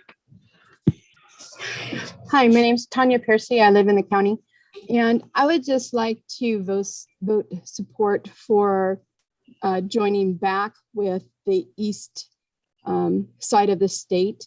10 years ago, we were aligned there, and I thought we had very good representation, and better than what I've seen in the last 10 years. And I would just like to encourage you guys to vote to put us back where we were 10 years ago. Thank you. Thank you. Phoebe, you are on. You just need to unmute your mic. Thank you, supervisors, for your attention. I'm Phoebe Lenhart, a resident in Delnart County, and like many residents of Delnart County, I'm proud of this county and proud of our national and state parks. And I think that if we are to truly mean what we say about Delnart County being a community, Delnart County needs to stay together. I think that we share more in common, as the other presenter mentioned, in regard to our coastal environment, our redwood trees, and the Roosevelt elk. We have these things in common with Humboldt County, and I think that it is just a natural sense decision to continue to keep us in District 2. Also, in regard to splitting up Delnart County, that would be, I think, very traumatic for our native tribes. We have tribes north and south of the proposed division of Delnart County. Also, that it is imperative in our rural area that we have the last chance grade with Caltrans, that solution provided And I just can't see any sense in cutting last chance grade in half between District 1 and District 2. That seems to be extremely counterproductive. I would like to say that it's important for us to be in the same committees as the Water Quality Board and the Transportation Boards, and it would not suit the government of Del Norte County to have half the county accountable to these organizations and public offices, and then half the other county oblivious. And so I urge that we continue to maintain our District 2 and that Del Norte County be a community, that it is absolutely destructive to cut our county in half. Thank you for your time. Have a good Thank day. you. Bye-bye. Thank you. The person who's participating with the telephone number, last four digits 7251, you are on. You just need to unmute your mic. Hi, this is Catherine Murray, a resident of the county. I don't know if Supervisor Short received my letter yesterday. Hello? Sorry, Catherine. No, I did not. Oh, okay. All right, then I can speak and not be repetitive. I believe we should stay in the current district that we have for a million reasons, including right now I'm wearing my Where the Redwoods Meet the Sea sweatshirt from the Chamber of Commerce from many years ago. It's not Where the Redwoods Meet High Five, in all due respect. We have the College of the Redwoods, we have the Del Norte Community Healthcare Center, we have Redwood Coast Regional Center, we have Humboldt Del Norte sports activities, and a lot of other issues that are, and economic issues is what I meant to say, is with our Rumiano cheese factory and our gas. All of that's transported back up and down the coast, and we need to keep the representatives that we have on top of the last chance grade. As someone else said, it's critical. They've established relationships for us, and they know our needs and have been huge advocates for the last chance grade and gaining funding and making sure that we don't drop the ball on this. So those are just a few of the reasons that I believe that we should stay in the county. I appreciate you giving me the opportunity to speak on this topic. Thank you. Thank you. Sandra, you are on. You just need to unmute your mic. Thank you. This is Sandra Jarabek. Thank you all for thinking about this carefully. I appreciated what Helen Duvernay had to say, and when she mentioned all of the health interests down in Humboldt, medical services, and agencies that link Humboldt and Del Norte, I was thinking about the Coastal Commission, which only covers the coastal counties. And as to any of these agencies, if I had a complaint or a concern or wanted to talk to a representative about who gets appointed to the Coastal Commission, or people on the water board that are maybe, doing something that we would like to change, I don't expect that anyone from the eastern counties would understand the workings of these coastal districts, also including California Department of Fish and Wildlife, which includes Humboldt and Del Norte and Mendocino, and so on. I mean, if you like it or not, these regulatory districts are all arranged along the coastal counties and not inland. Those are generally different districts, and the Coastal Commission is a completely different animal, as you all know.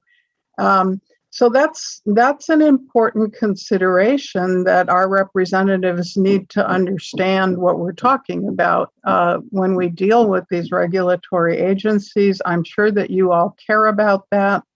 And then I have to say that I really want us to stay in the current coastal district, the current district that we're in right now for any number of reasons, but I am having just driven last chance grade last night in a storm. This is a big thing on all of our minds, right?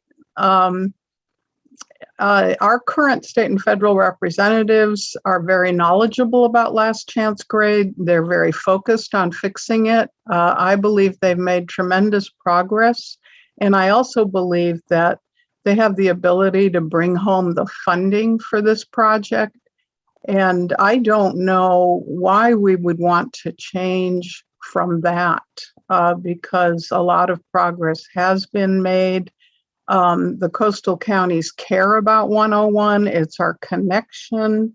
Many Redwood tourists, international Redwood tourists, fly into San Francisco and drive up the coast. They drive up Highway 101. The counties to the east, I don't know how motivated Thank you. they would be to care about last chance grade. Thank you, Chris. Thank you. Appreciate your comments.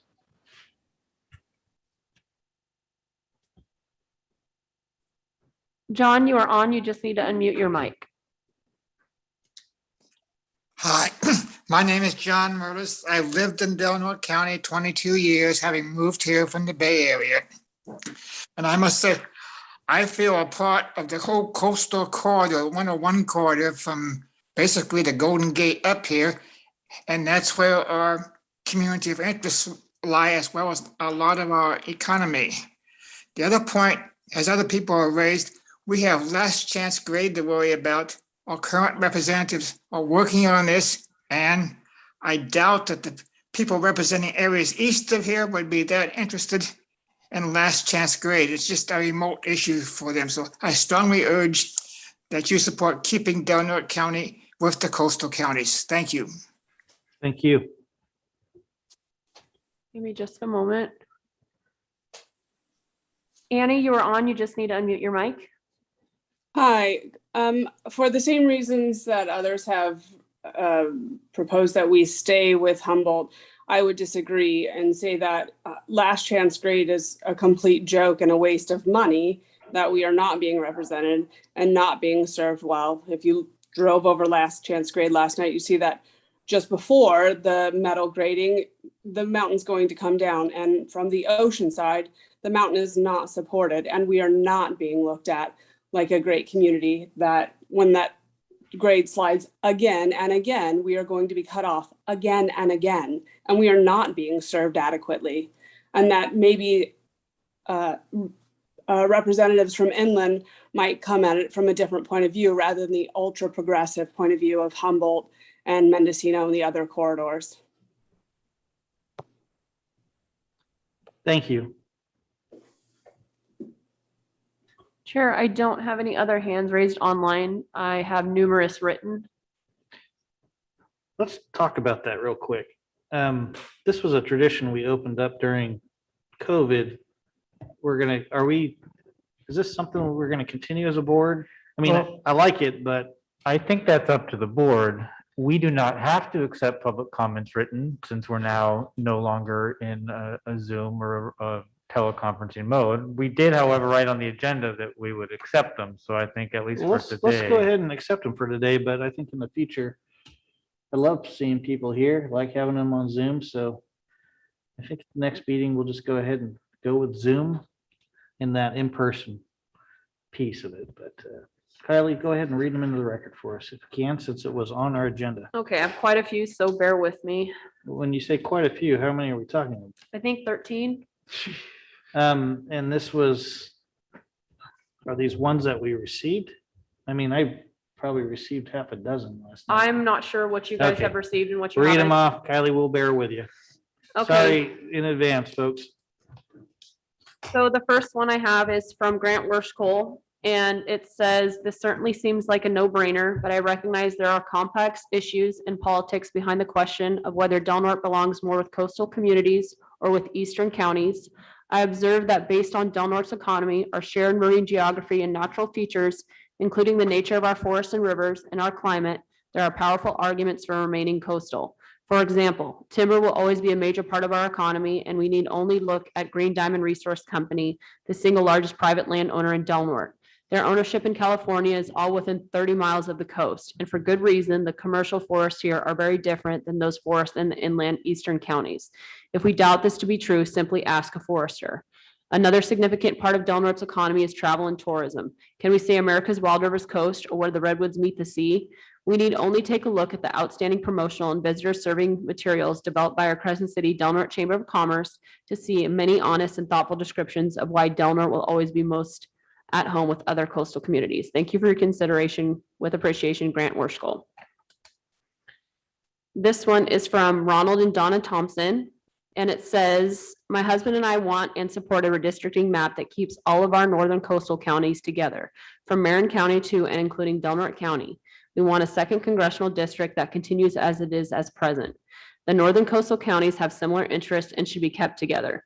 Del Norte surely should not be split off from the rest of the coastal counties. Although my husband and I have lived in Del Norte for almost 25 years, we have numerous ties with Humboldt County, and Del Norte County has many bonds with Humboldt County. The Water Quality Board, Air Quality Management, Caltrans, Fish and Wildlife all connect Del Norte to Humboldt and the North Coast. We note also that wrenching Del Norte away from the coastal counties would place the Yurok tribe in 2 districts with members in both Del Norte and Humboldt County. Communities should be kept together, not split apart through redistricting. Thank you for your opportunity to voice our concerns and desires. This one is from Tara Detmar, and it says, I am writing to oppose the redistricting of Del Norte County away from the North Coast. It is in our community's best interest to remain in a district with counties with similar natural resources and needs.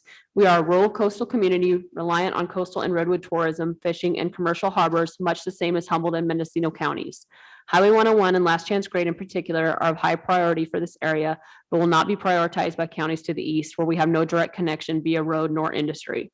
To travel to these counties requires a trip into Oregon, a very long and arduous route through Humboldt County, or a plane to pass over the mountain range that separates us. Alternatively, our similarities with our neighbors to the south allow us to seamlessly cross county lines and through familiar landscapes almost without notice. Moving away from the North Coast will leave us with fewer resources for our defining landscapes, industries, and roadways. This next one is from Jeff Borum, and it says, good morning. My name is Jeff and I live in Gasky. I'm one of the water operators at the water treatment plant there. I'm also an ag programs manager for a conservation district, and I get to travel around the state and work in many counties, including Del Norte, Shasta, Humboldt, Mendocino, and others, which I feel gives me a fairly comprehensive perspective, especially in situations such as these. I'm making this public comment to oppose the redistricting of Del Norte County to be attached to other non-coastal counties in California. Below are my reasons behind opposing the redistricting, and thanks so much for reading my comment. First, there are no highways, roads that go directly to Siskiyou or Shasta counties from Del Norte. We merely share a border with Siskiyou County. We have to go through Oregon or Humboldt County to actually get to either county. And so if a regional representative lives in Siskiyou or Shasta, it seems like it would be very difficult to travel there and talk to them about our unique issues and concerns in Del Norte County. Second, last chance grade is very much a coastal issue. Although erosion and slides on highways happen all over Northern California, if redistricted, how are we to be sure that we'll get the proper attention with the inland county reps who do not have experience with coastal highways, and more specifically, working with the California Coastal Commission and others? And third, redistricting would seemingly split up the members of the Yurok tribe, as some reside in Del Norte and others live in Humboldt County. I do not feel that breaking up communities, especially indigenous communities, is in the best interest of any organization or entity. I also do not think that Del Norte County wants the kind of publicity that splitting up a tribe might bring, especially in the state and in the current political climate. I figured we would want less state level attention, not more, especially if it could be negative in nature, which could potentially bring about more rules and or regulations for our county. Anyhow, thanks so much for sharing my public comment, and good luck in your decision-making process. Sorry, my mouth's getting a little dry. Want some water? That would be great, but that's fine. This one's from Craig Strong, and it says, my comments regard item number 27 on your November 9th consent agenda, redistricting alternatives for Del Norte County. I ask that you may maintain support for our county to continue in the same district that it has benefited from in past years. The coastal counties of Del Norte, Humboldt, and Mendocino share similar natural and economic resources, tourism, fishing, timber, water resources, and watersheds, and face similar challenges regarding climate change and transportation. By contrast, we have far less in common with counties to the east in all of the above aspects. Please support a District 2 map that is similar to the one we have benefited from in the last 10 years. This is of particular importance relative to securing funding and completion of last chance grade rerouting, since Highway 101 is a transportation lifeline for our coastal counties. Thank you. This next one is from Susan Roberts. And it says, Del Norte County should not be separated from the coastal counties. It is water that connects us and binds us with our southern counties. Our commonality goes beyond specific identifiable attributes of education, transportation, healthcare, bonds, and our history of logging and fishing. It is water that nourishes us. Water feeds our soul in our frying pans. Water of the rivers, water of the coast, water of the rains, and water of the fog. Fishing and crabbing, both commercial and sport, exist here. Rainfall is substantial for agriculture and wells. Coastal fog has been the lifeblood of the redwoods. Both tourists and locals revel in the beauty of our mountains, rivers, and coasts. They search out agates, driftwood, tidal pools, hiking trails, surfing. Our southern sister counties understand our needs. Together we are stronger. Those counties east of us have no reason to support us. We have a little reason to head east except to go through Oregon to pick up 5. The eastern population has no reason to head west. They do not visit us except perhaps to surf and sightsee. Why would they support us and connect with us? There's no logical reason for Del Norte to be separated from our sister counties. Thank you. This one is from Dale Condon, and it says, please do not seek to move Del Norte County off of our present 2nd congressional district and hand a representation to a distant eastern district. We are a coastal community that is supported by other coastal places. Thank you. This one is from Susan Kella. And it says, Dear Chairman Howard and Supervisors, I humbly ask the supervisors to please keep and maintain our 2nd congressional district as it is currently mapped in 2021. Del Norte County is geographically and biologically linked with other Northern California coastal counties through its magnificent ancient redwood forests, world-class rivers, and outstanding marine fisheries. Visitors from around the world support our small county economically through redwood tourism, as well as ocean and river recreation fishing. Our neighboring Northern California coastal counties to the south, Humboldt, Mendocino, Sonoma, and Marin, connected to us by Redwood Highway 101, are also linked to us through hundreds of years of coastal resources, history, culture, and commerce. The inland counties share none of these with us.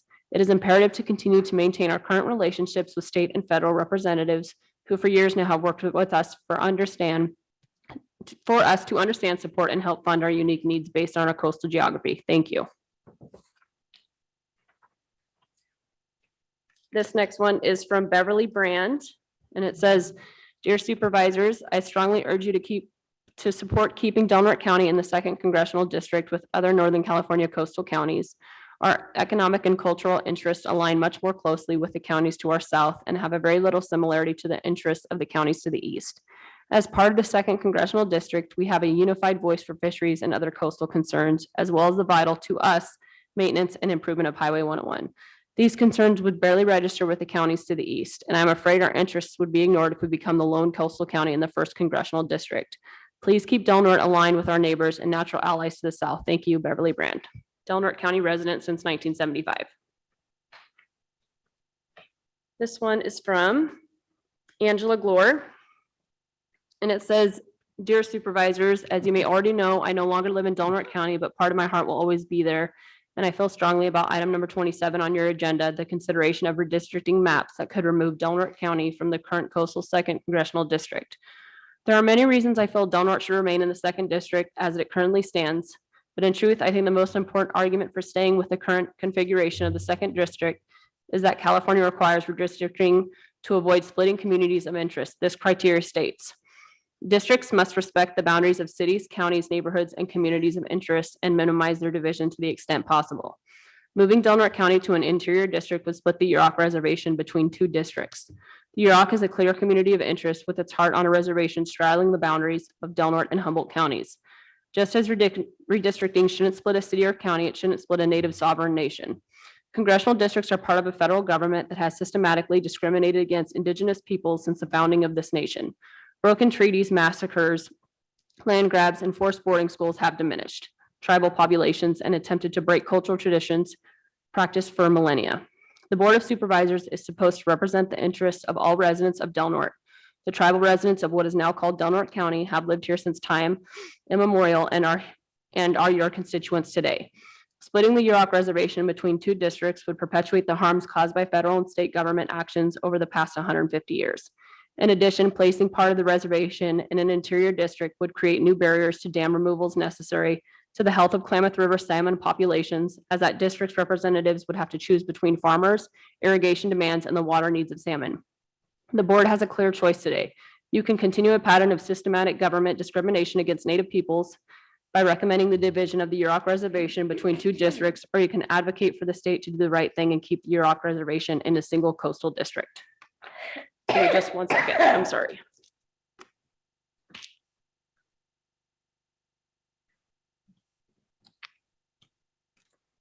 This next one is from Janet Gilbert. It's a 2-pager, so bear with me. It says, I am unavailable to attend tomorrow's BOS meeting, so I wish to register my opinion. I'm opposed to redistricting Del Norte County away from the rest of the North Coast. Let's please keep our North Coast communities together. We share so many issues, problems, and attractions. It behooves us to work together and remain united. Importantly, we share Highway 101 with Humboldt, Mendocino, Sonoma, and Marin counties. We are working well with Caltrans District 1 and the situations we have with Last Chance Grade. We certainly don't want to change in districting to impact the timeline or even the project scope. We have more clout when we can work together on transportation issues on a shared road. We don't share any transportation routes inland and have to travel out of state to even go inland. Inland representatives may not understand the importance of Highway 101 to us and our connectivity to Humboldt County notably. Please recall the 2011 tsunami and the inability of the Siskiyou County representative to come to our aid. Moving Del Norte County out of District 2 will separate us from Humboldt County and divide the Yurok tribe with two potentially divisive representatives at the federal level. Redistricting rules require, and I quote, districts must minimize the division of cities, counties, neighborhoods, and communities of interest to the extent possible. Communities should not be split in any redistricting. It could even be a violation of California's Voting Rights Act to marginalize the Yurok's political power by division. Again, I quote, district must comply with the Voting Rights Act to ensure that minorities have an equal opportunity to elect representatives of their choice. North Coast counties are uniquely bonded by the Pacific Ocean. Our economies are driven in part by the ocean and its natural resources. We struggle together with changes in aquatic populations, crabs gaining enough weight, entanglements in fishing lines, sea lions stealing fish. Overfishing is a risk, as is migrating marine mammals, and hoping there will be fish returning to spawn. Numerous bird species also are dependent on North Coast actions and reactions to situation.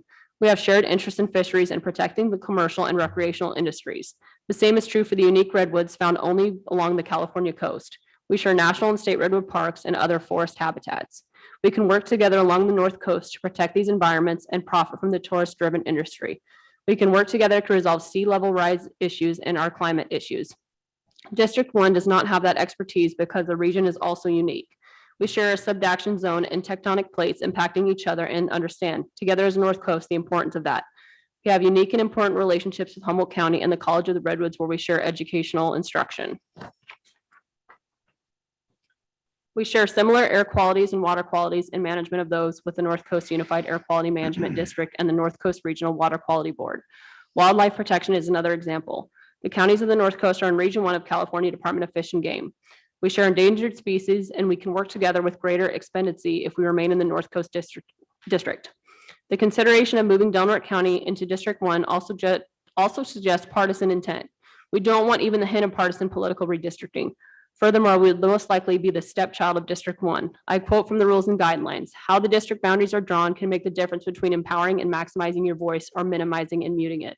There are numerous valid economic and expeditious reasons and relationships Del Norte County has with other North Coast counties to remain in District 2.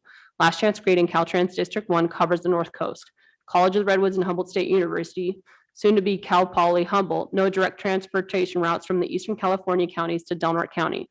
Our already established North Coast management boards and relationships with North Coast District personnel and economics and efficiency in our tax dollars already at work. There are also legal reasons requiring communities not be broken up and not have their political powers reduced. And there is speculation. Would redistricting impact the removal of dams on the Klamath River? Would the waters that could support fish in the rivers be diverted to promote agriculture in the inland counties? In 2022, I want to be in the 2nd Congressional District. We live on the North Coast. We understand what that entails and we work with other North Coast counties. Let's promote the North Coast. Thank you for your time. Sincerely, Janet Gilbert. And last but not least, this one is from Nancy Stemkowski. Sorry if I mispronounced that. It says, Dear Board of Supervisors and Redistricting Committee, I would like Del Norte County to remain in California District 2. Please do not disrupt the district as it is. Del Norte shares resources with Humboldt County in both healthcare and education. All of the coastal counties are well with each other.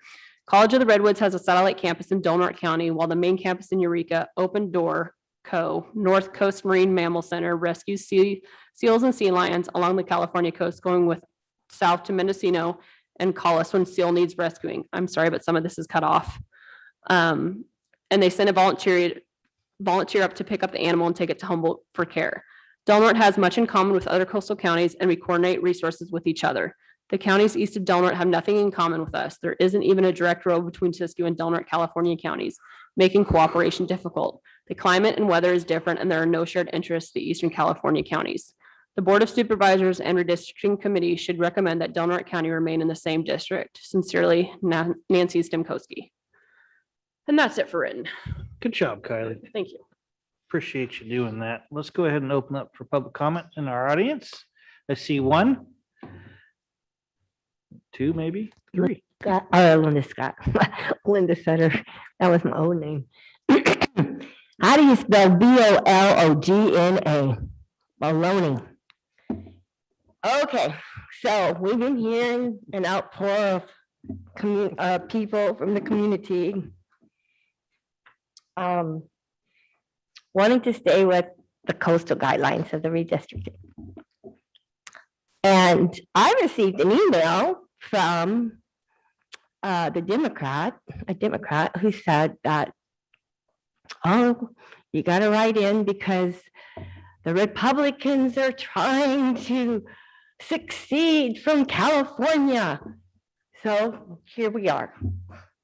I don't think we're trying to succeed for California. I think that we need to shake things up a little bit, and maybe we've been under Democrat rule for years and nothing's been done. I didn't see any of these people come complaining about how our beaches have been destroyed by RVs, campers, and vans.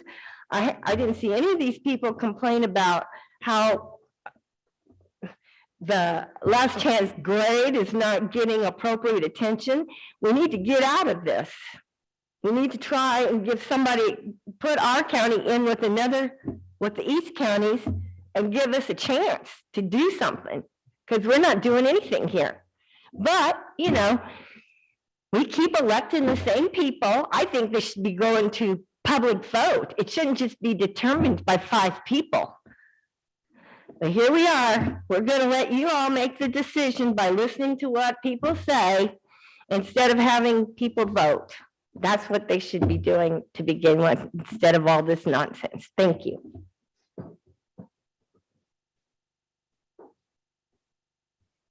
I'm glad she mentioned voting, because that was part of my presentation to the the redistricting committee. It seemed that just a few years ago, a group of people asked us to join the state of Jefferson. And guess what people of Del Norte County said about joining the East? No. Now, you've heard extensively of our connection to the coast. And of course, the Golden Gate Bridge, the 101 corridor is the issue that we've all hung on. But I can't imagine us joining the eastern part of the state and asking that congressman to go to Congress or to the transportation and ask for $1 billion for last chance grade. I just don't think that'll ever happen. And we have a person here that's probably as familiar with the last chance grade as anybody in this room or up and down the coast, being that that was her project until such time as the accident happened. So I too think we should stay with the coastal counties and stay with District 2 for not only Congress, but for the Assembly and for the Senate. So thank you.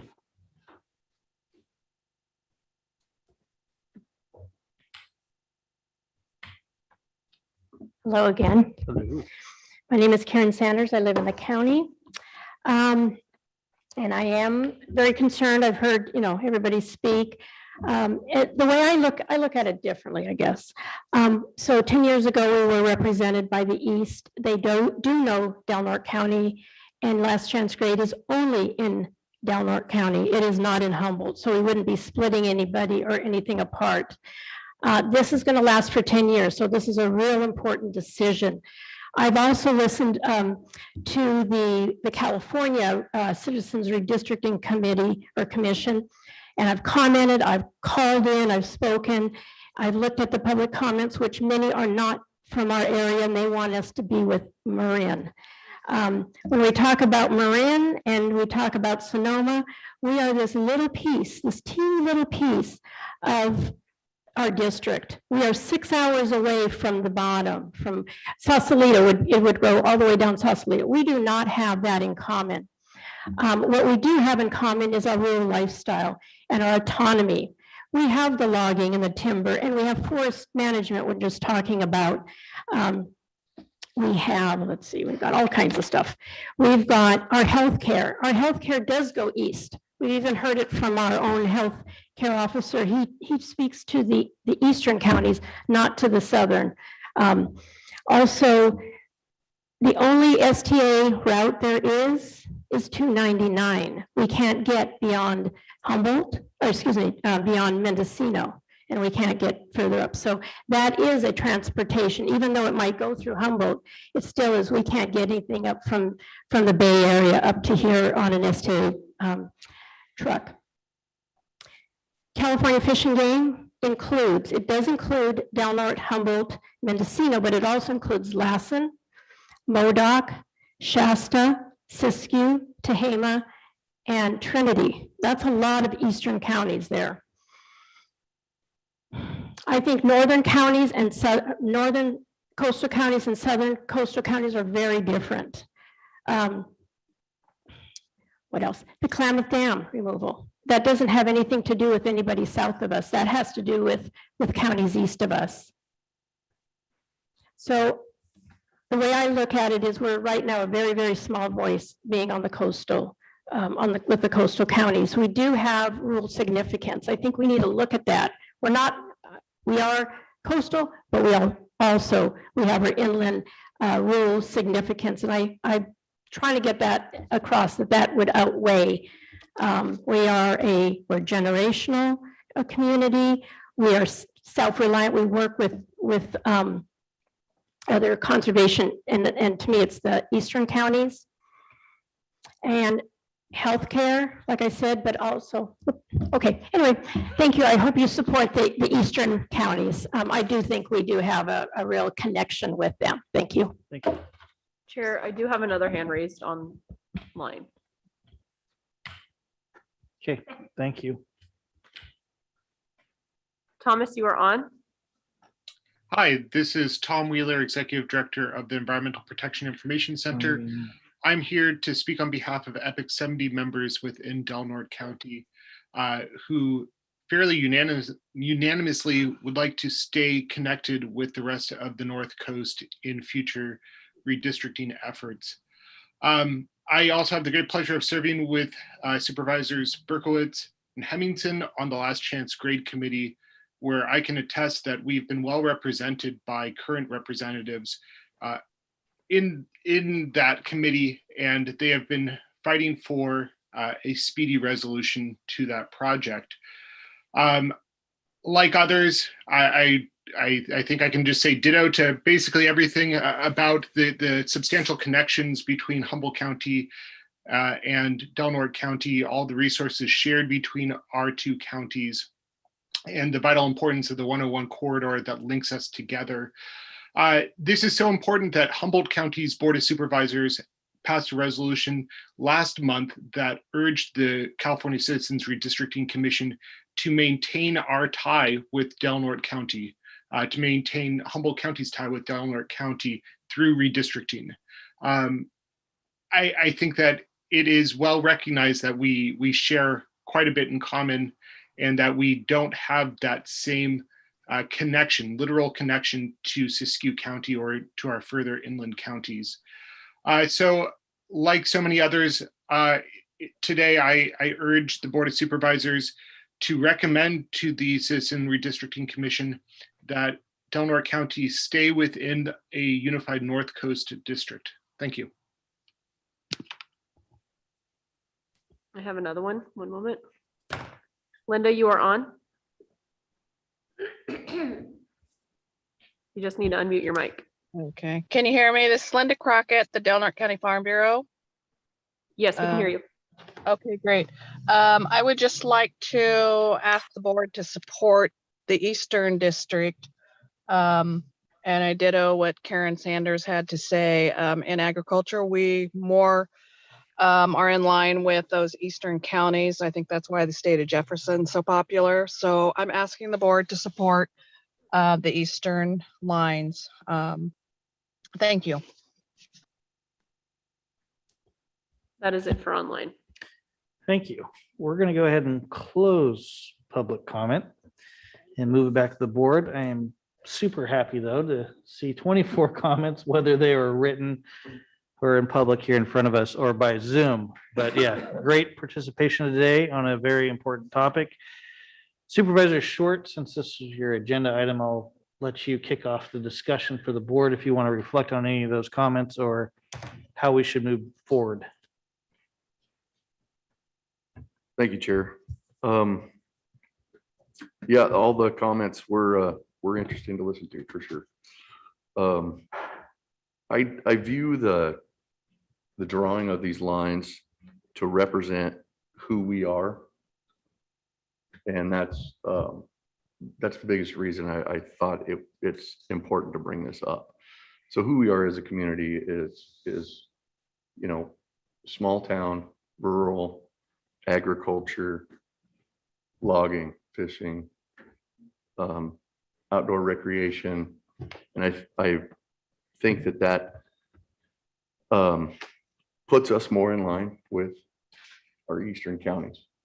A lot of the comments we heard was that we should not split the Yurok tribe. And I'm not a proponent of doing that either. I think absolutely we should be coupled with Humboldt County to keep the tribe together.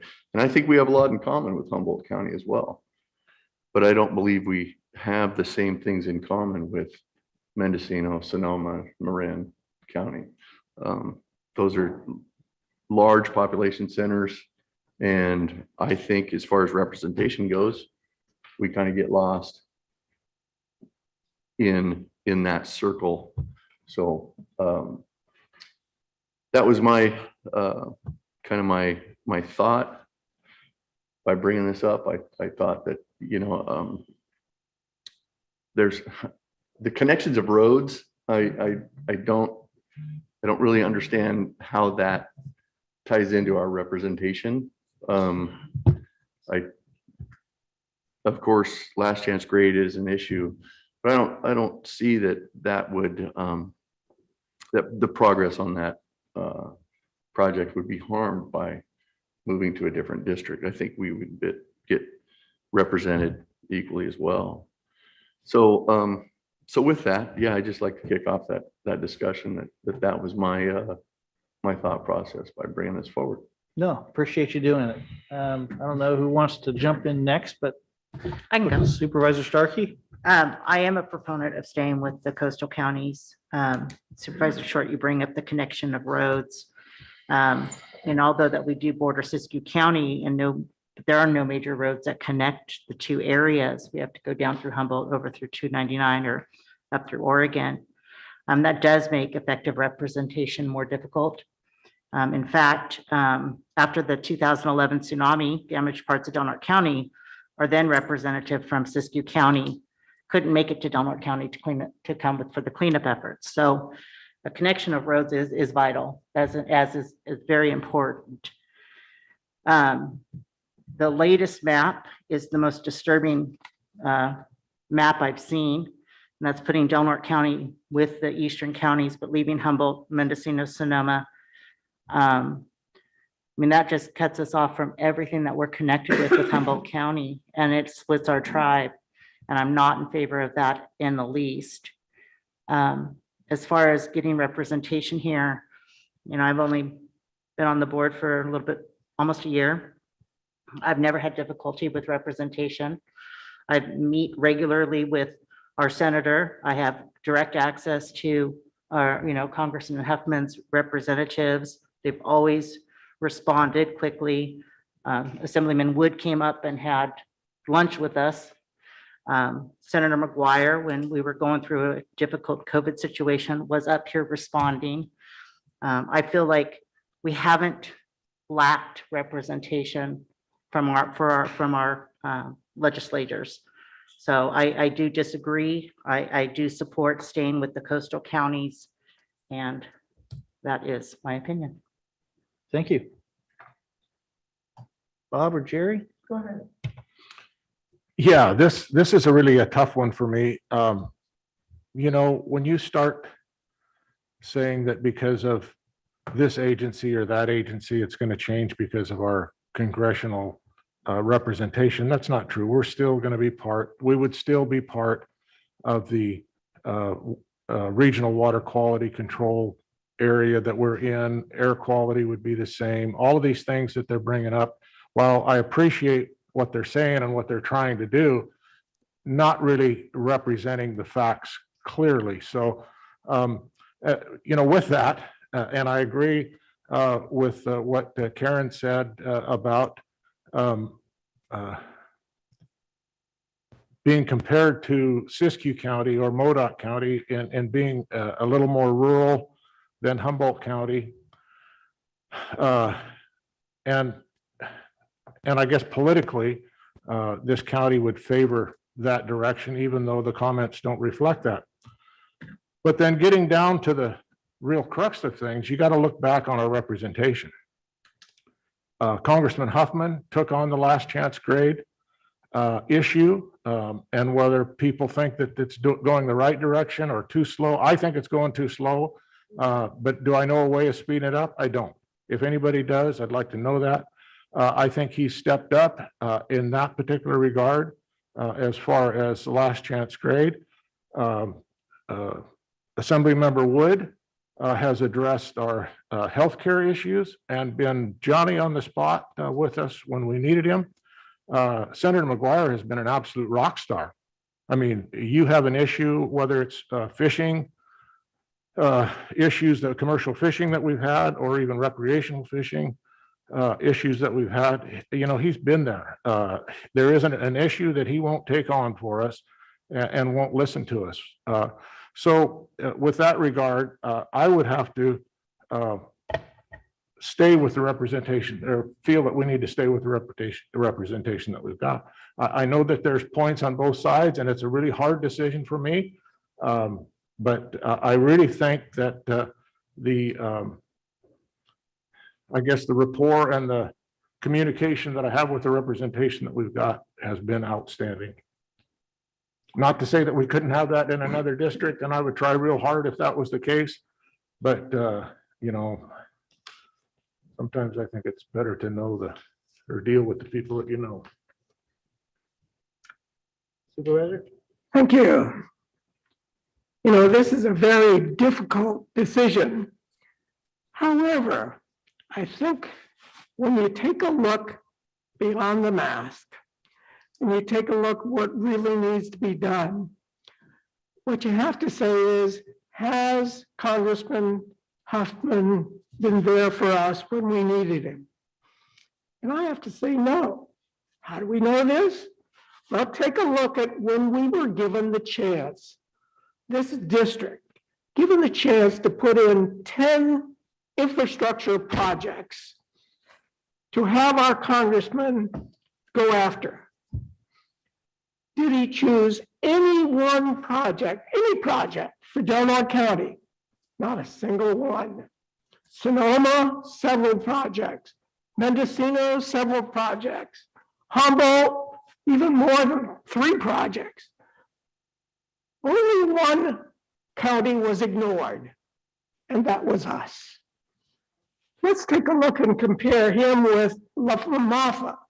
Remember, LaMaffa has represented us before, 10 years ago, as our state senator.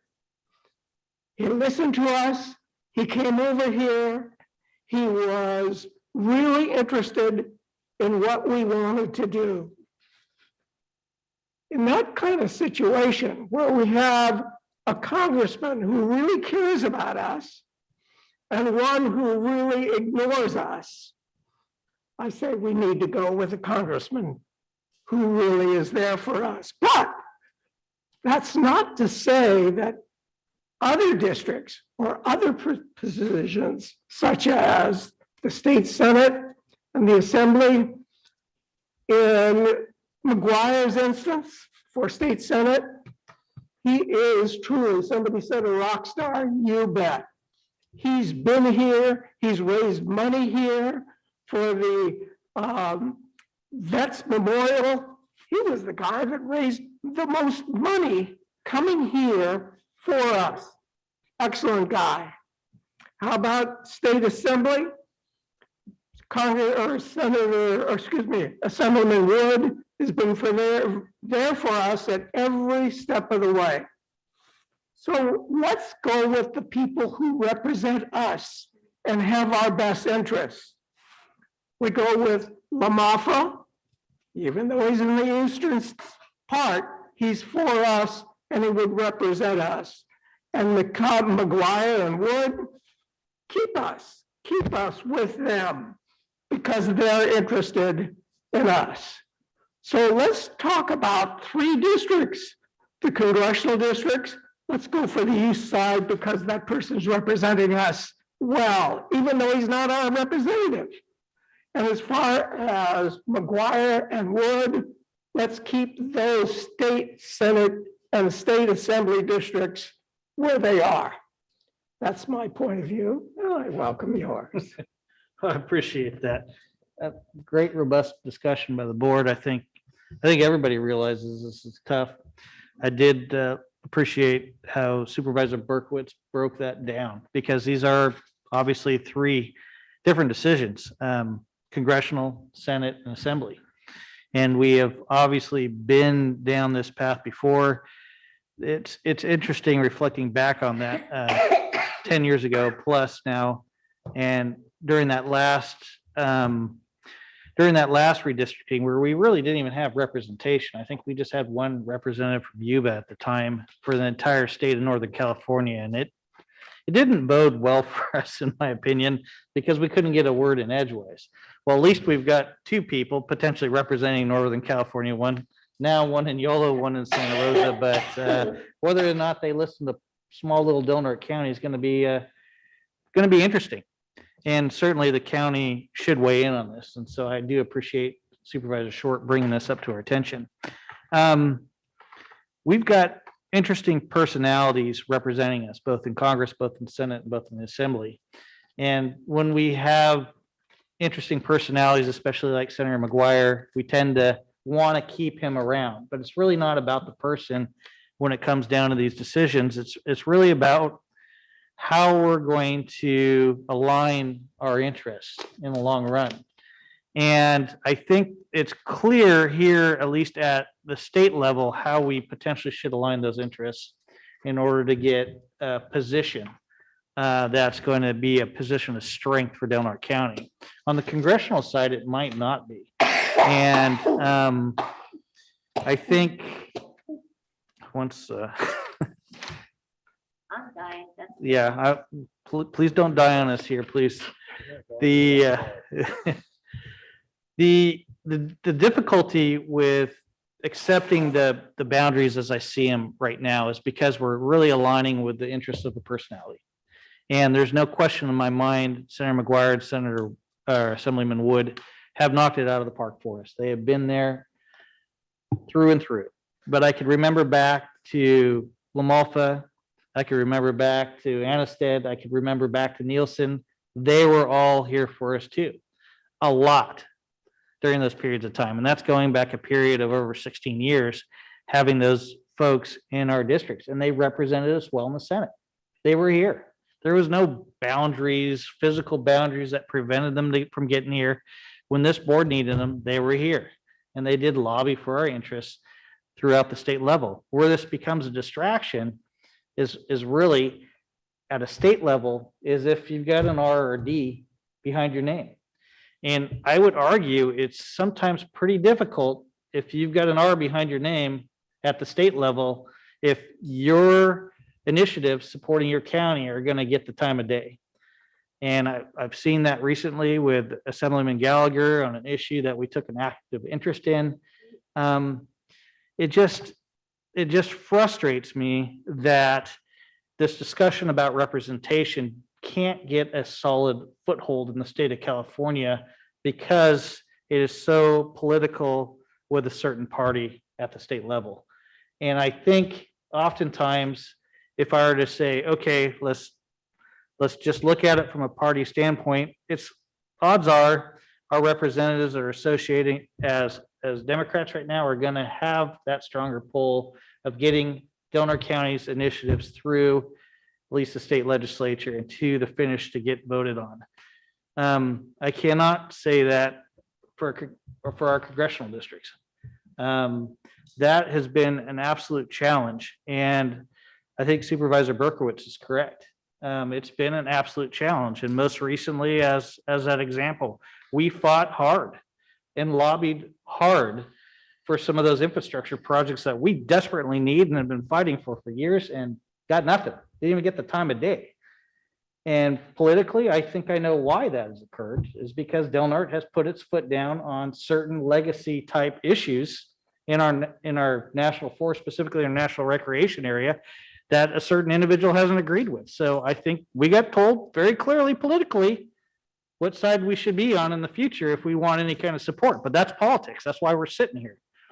But in the end, we got to look at what's best for Del Norte County. So, for me, Supervisor Short, it's really aligning our interests with what's best for Del Norte and getting that representation. And I think very strongly at a state level, it's keeping on the coast.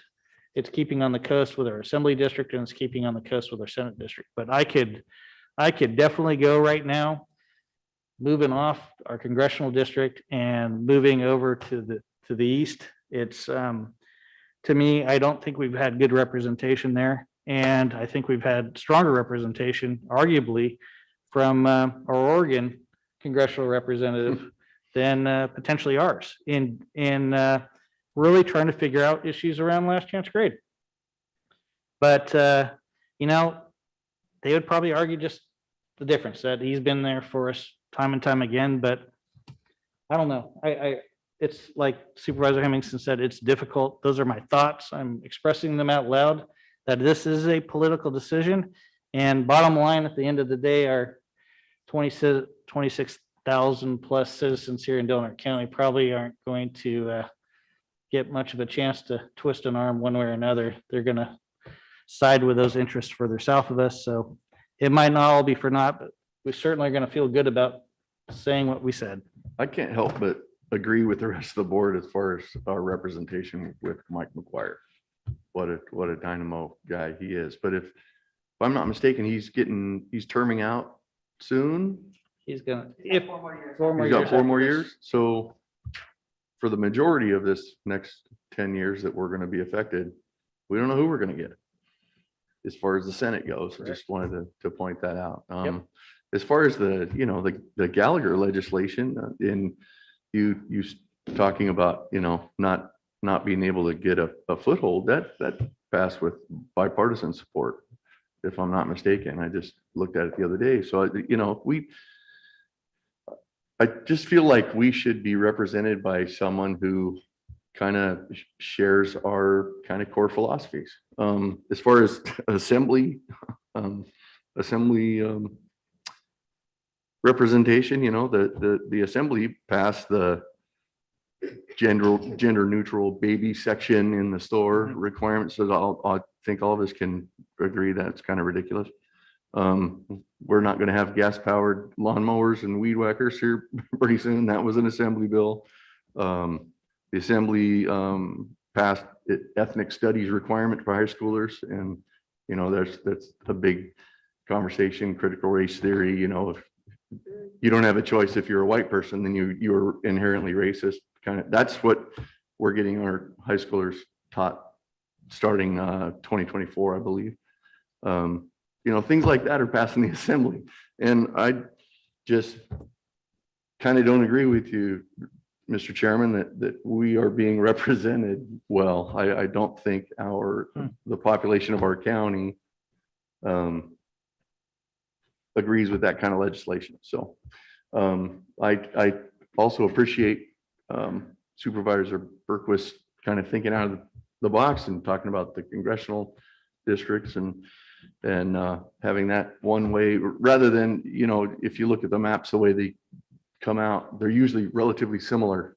And what Supervisor Berkowitz is talking about, drawing the lines a little differently for the congressional district. So anyway, that's just my point of view. I think,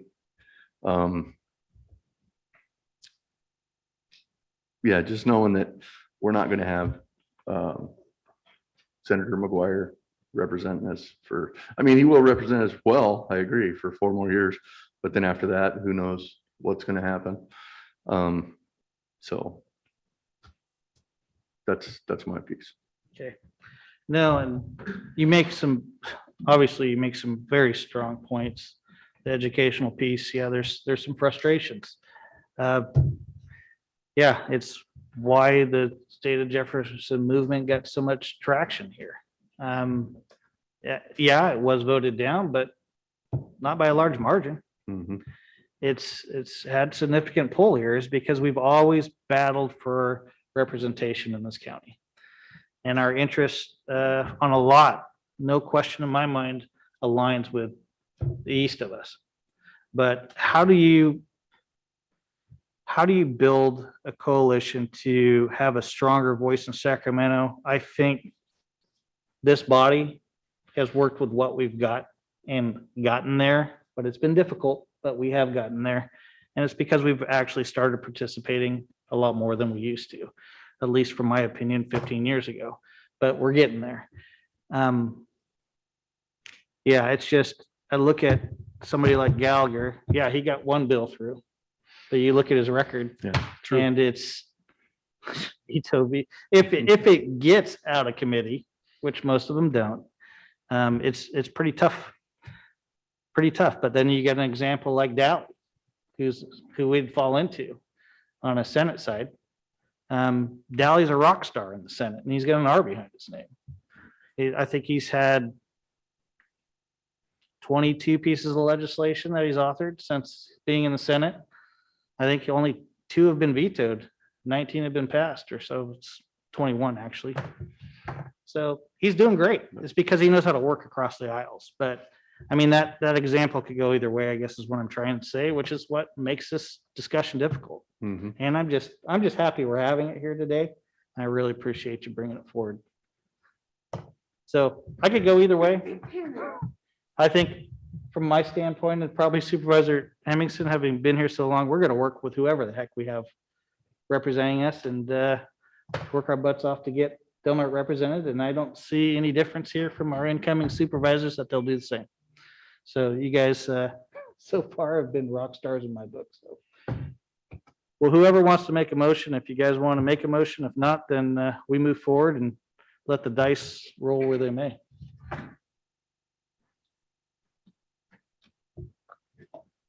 So I wonder, Joel, how specific I need to be. Well, should I include certain counties or just the idea? I mean, I'm leaning toward just the idea of representation that would in general be counties to the east. I shouldn't. Well, there's been basically 3 positions articulated here: complete stay, complete leave, and split the Congress from Assembly and Senate. The more specific the motion, the more staff will know what to write. So I guess, if the motion is completely aligned with eastern counties, that's a straightforward motion, a straightforward letter, I think, for staff. Yeah, no matter which way the vote goes, I can certainly help with drafting the letter. But Well, let me make this motion. All right, if we align ourselves in the congressional side with eastern counties And on the western side with our Senate and Assembly districts, that we stay with local or coastal counties. Not as far as I can get.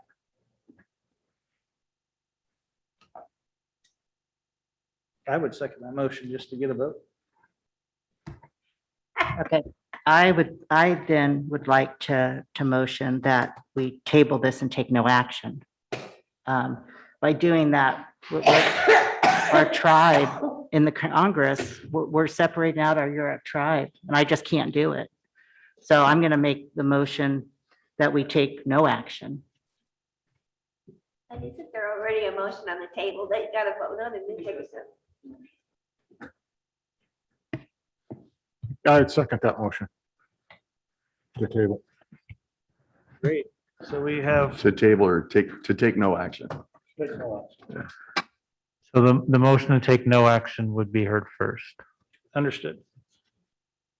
Perfect. Any other competing motions that want to be offered at this time, especially from the author of this agenda item? My motion would be just slightly different than Bob's. And that would be to, for the congressional districts to include eastern counties, the assembly district to include eastern counties, and the Senate to include coastal counties.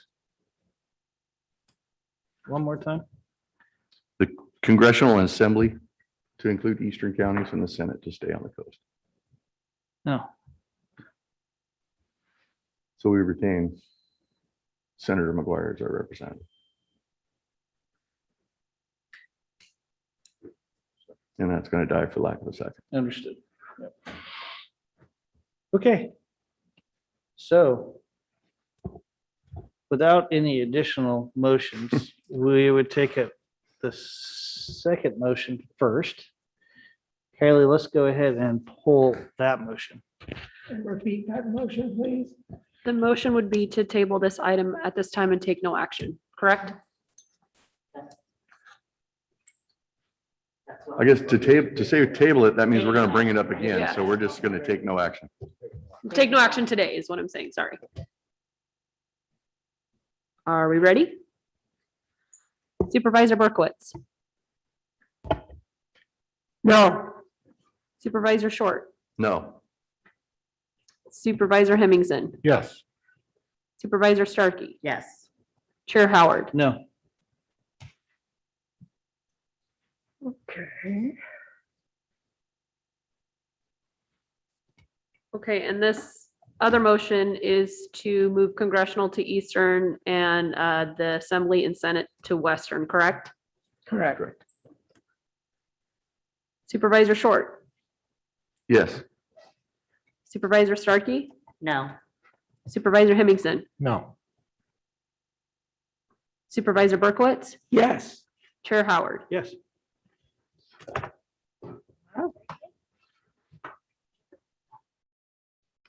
Yes, we can take a bathroom break. We're going to recess for 5 minutes.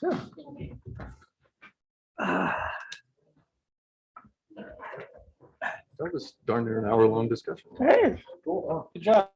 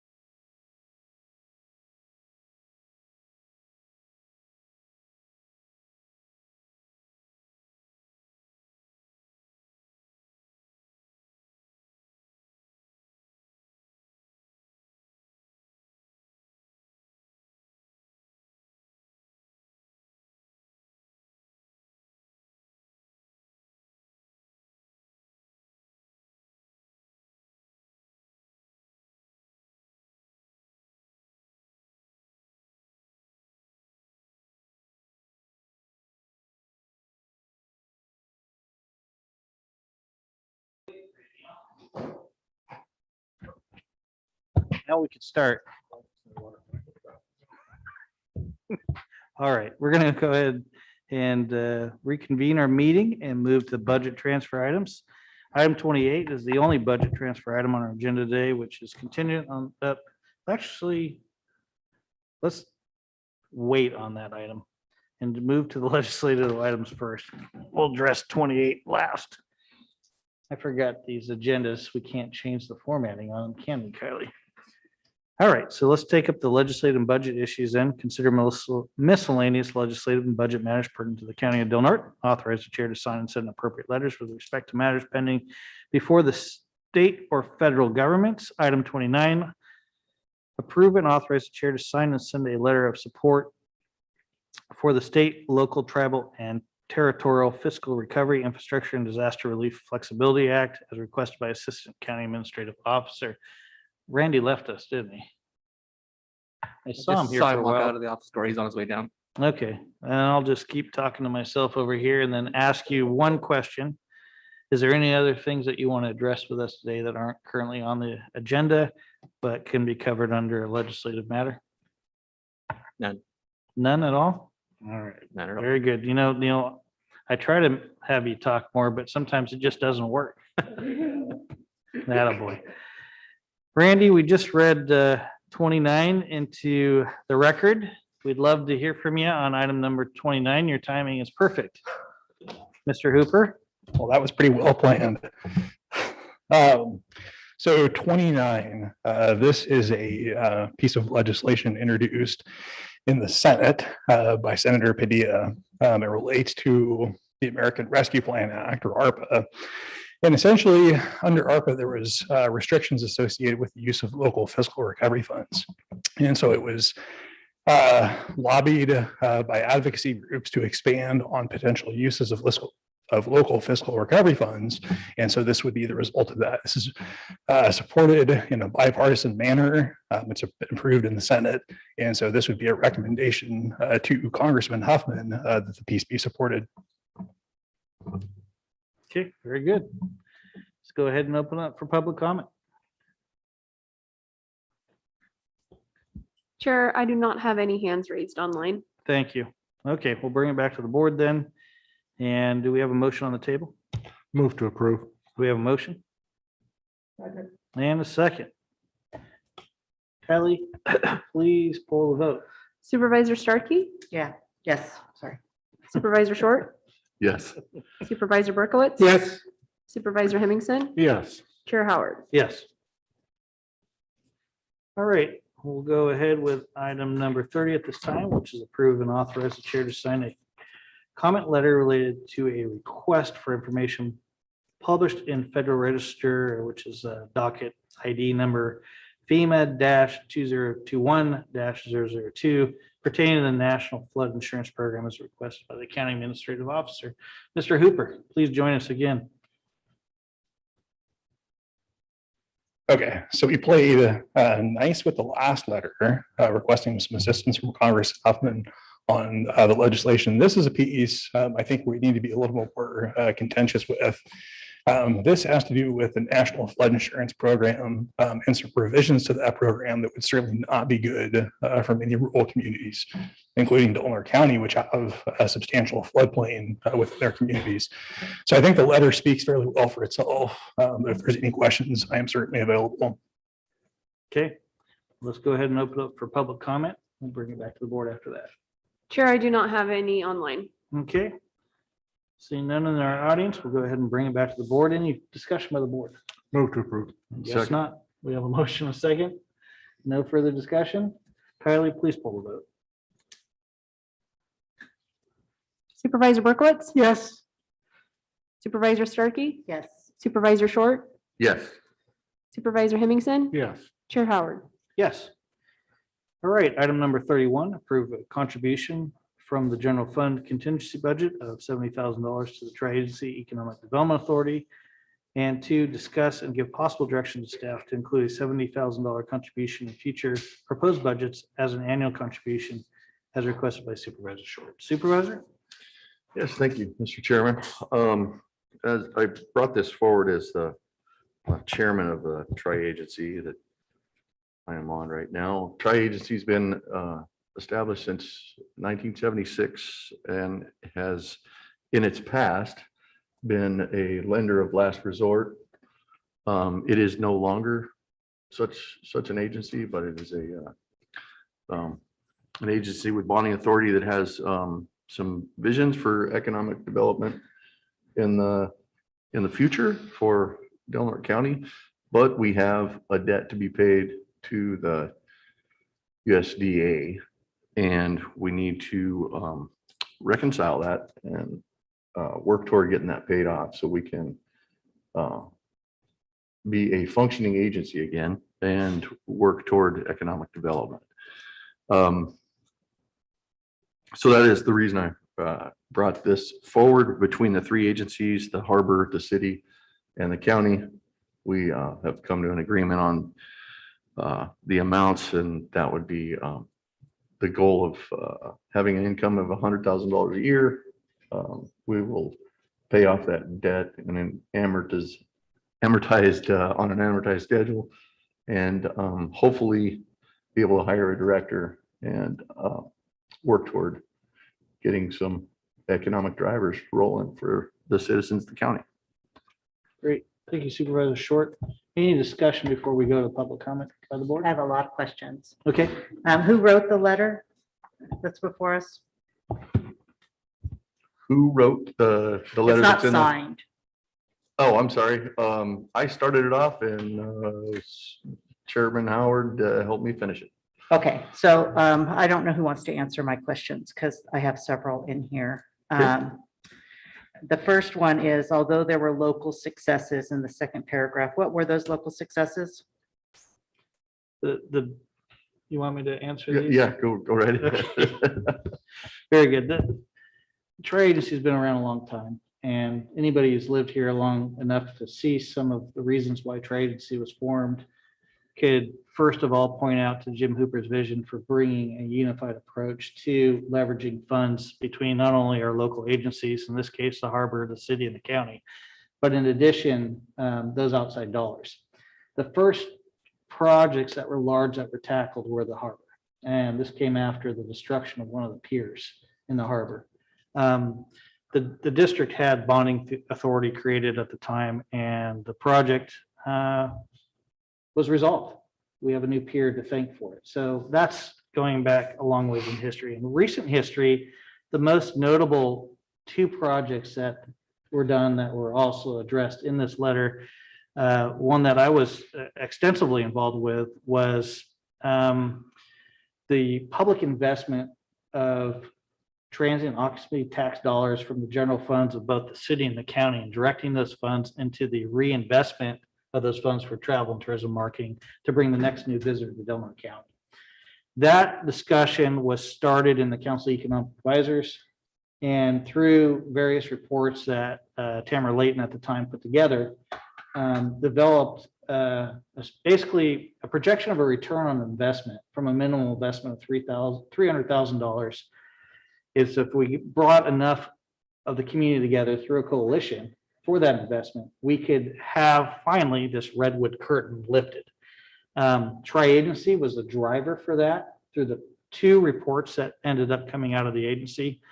And it was successfully passed for the first time in Del Norte County history since it was driven in 1964 under a legislative mandate where the state legislature passed that the counties and the cities would collect TOT. That was a 1964 initiative. And the counties, being as struggling as they were at the time, just instead of putting that into tourism investment, socked it away into their general funds. And it became like that for many rural counties in the state of California. I know that's going into a great deal in the history, but it has a lot to do why this became an economic driver for our community. An economic driver being Tri-agency needed that mission to resonate well with our agencies and gain their support too. So if you can count to three, that's how it occurred. Okay, so when did it switch to being a lender of last resort though? Is that how, it was not intended to be that? Tri-agency was a lender of last resort since I believe the days of Craig Bradford. Craig Bradford started us as a lender of last resort when he was the director of Tri-agency, and we partnered with the Delaware County Economic Development Center across the street, kitty corner to us. Craig was at least fairly smart in the sense that even as a lender of last resort, he secured those loans through assets, sometimes homes. And some of those early loans that did take place did have assets that they were secured by.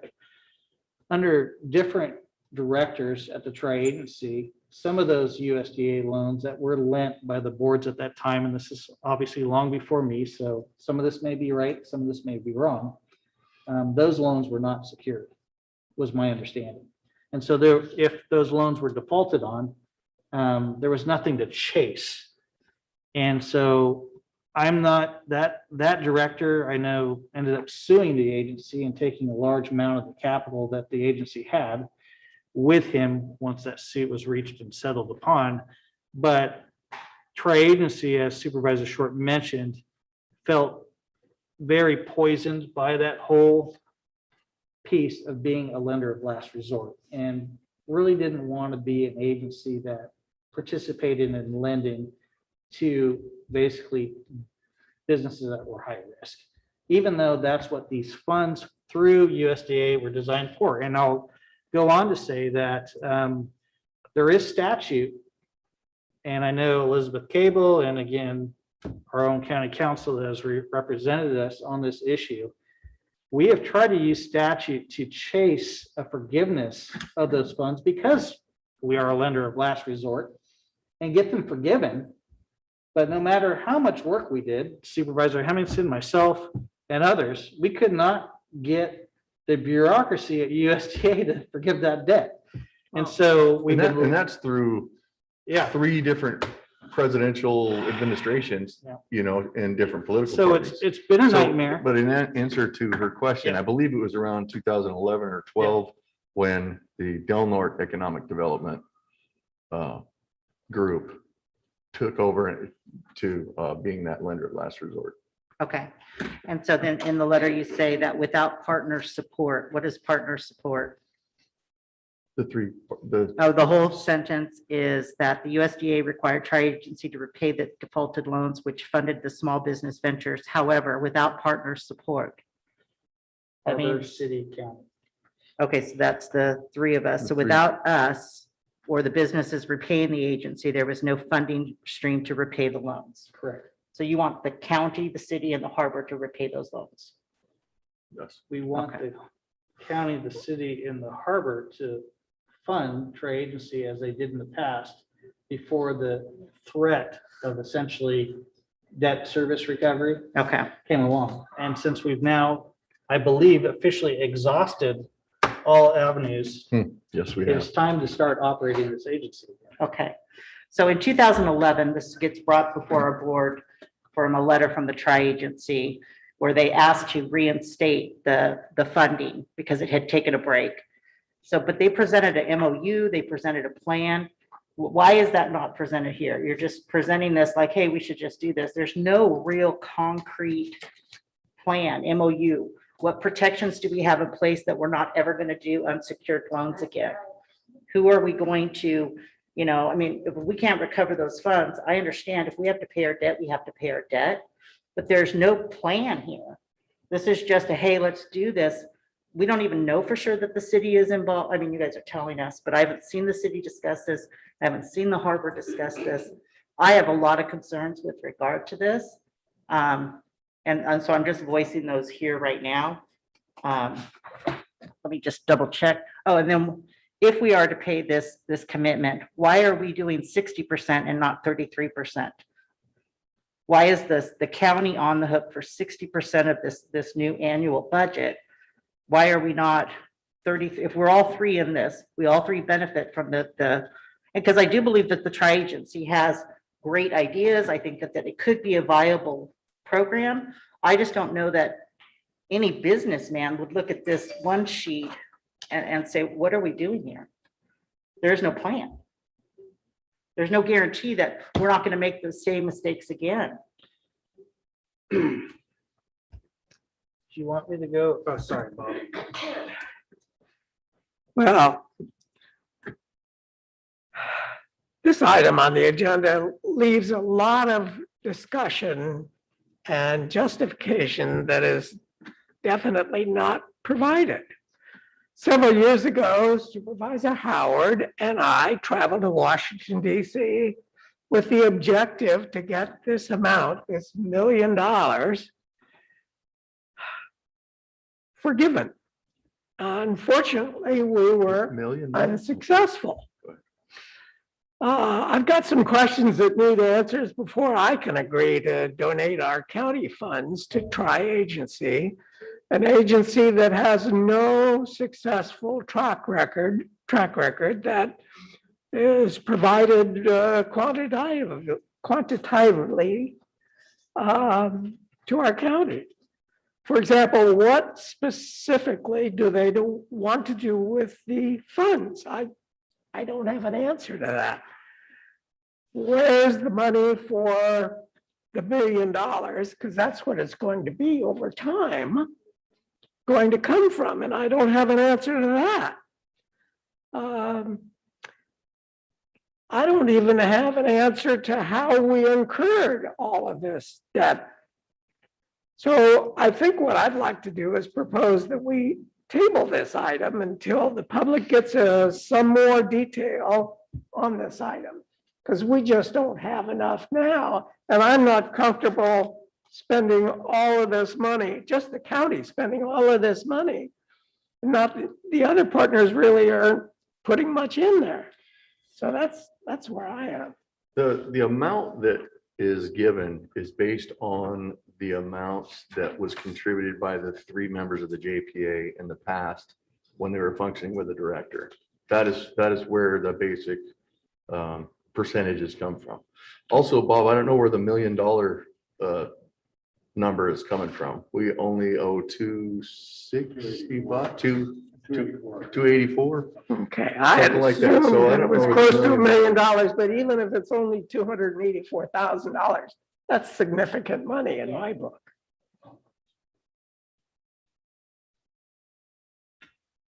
Okay, so I guess I do want to open it for public comment, but while we're receiving public comment, Supervisor Hemmingson, will go back to you.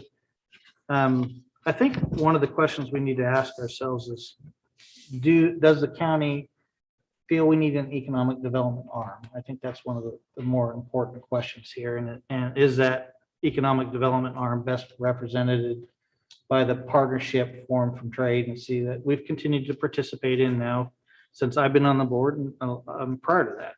And then 2, does the county feel, as asked by this memo, do we feel we need to be part of that debt service repayment? And if so, how do we do that? And then 3rd, we've asked a lot of our county council, who has representative staff for this agency now for as many years as I could remember. And before that, Elizabeth Cable, as a default. But if this agency is going to be an operational entity and serve as an economic development engine for our county, then I really believe that there has to be some funding set up that allows for that to occur. So and that's really why this memo was kept fairly simple, is because it allowed this board to contemplate the membership of this organization, Delaware County Board of Supervisors, to the Tri-Agency for the purpose of economic development, pay down debt, and then begin to fund staffing in a way that would help us have actually an entity that could go out and be that tool again. You know, I could remember when it was funded and we had 3 previous directors, and it fell apart after one of those left, and left in a way that left us with quite a bit of debt. And it's not a great position to be in, but we worked our way out of it. And now we have a solution to pay it back. So Supervisor Hemmingson, if you want to say some comments before I go to public comment, or you want to wait till after? No, I'd like to say something. I have to agree with Supervisor Starkey in that, you know, I think it should be kept simple. I agree with simple, but there has to be a plan. I don't know how much of this $70,000 we're putting towards the loan. What's the interest rate? How long's the loan? What's the plan to do that? And along with that, what's the plan for the city and what have they agreed to? What has the Harbor District agreed to? And has that all gone through their boards? Are they going through the same process? I know at one time we had this kind of all worked out and the harbor went right after it and they agreed to already do it. They already had it in their stuff to go ahead and do their part. So, and that was, certainly a lot less funds than what we're talking about here. This is over $250,000 just to put an entity back into good standing. And I don't even know if it puts us back in good standing. That's another question. So, are we better off to let the whole thing go and start another agency or do this? I don't know what's been felt out. I was always against doing that because I thought the USDA would step up and not require us to repay these funds. They're the ones that made the recipe. We followed the recipe, which is a recipe for failure. And then they don't want to back it up. They want us to back it up. And this whole thing started with the City Center Motel. They had the funding. It was the collateral was the City Center Motel. And then when the city took that into receivership, we lost that funding. They were the ones that were paying the bills and that was gone away. So for the last 9 years or whatever, we've been dealing with basically a defunct agency. And I agree that we need one. I'm not against that, but I don't like the way this is laid out. I'd like to have more information. That's all. That is just 100% my fault, just being a bottom of the totem pole kind of supervisor. So I will do better and definitely try to do better in the future with my agenda items. So your 6-month probation is over. that's right. All right, let's go ahead and open up for public comment. Chair, do you want me? No, go ahead, Linda, please, since you're already up. Hello? Yeah, I'm in there. Okay, so, I keep a lot of documents on what goes on with our county. And this happens to be, it was in the burn pile until I saw the agenda. So on October 16, 2012, Ms. Trapto wrote a letter to the Economic Development Administration of the United States Department of Commerce to dissolve the tri-agency. So 7 years passed by. Oh yeah, I've got the email, I've got it all. 7 years passed by. In May 2019, Eli Matha received a letter of suspension from the Economic Department of Administration. And then in June 30th, it was reported that the current revolving loan fund report showed that Del Norte County had been awarded $1,003,467.64. And if they wanted to terminate the tri-agency, they would have to pay that within 30 days. Well, nothing happened. In August 2019, notice of suspension, the reason why they wanted to turn it over to the DNEDC, the tri-agency did, but nothing happened. So then in August, the reason why they suspended this DNEDC and tri-agency is because they failed to provide financial reports. They failed to provide single audits. They failed to provide plans that satisfactory to the EDAs regarding future administration of EDA revolving loan funds. They had lack of staff at the DNEDC and lack of knowledge to handle various programs. There was no portfolio loan list. So, we don't know where that money went to, that $1 million. I don't know how long we've been paying on it, but this county has poor residents here. We can't afford to be spending $70,000 for a tri-agency DNEDC that can't even function adequately. And the board members, a combined education of the board members, I couldn't believe my eyes. These board members are at fault too. But the only two people here before us today is you, Mr. Howard, and you, Mr. Hemmingson, that was responsible for that tri-agency and DNEDC. No, these guys weren't on board yet. These three people weren't on board yet. So that's what I'm trying. So, but there's a motive to wanting to get the tri-agency. So the motive is because there's supposed to be this to promote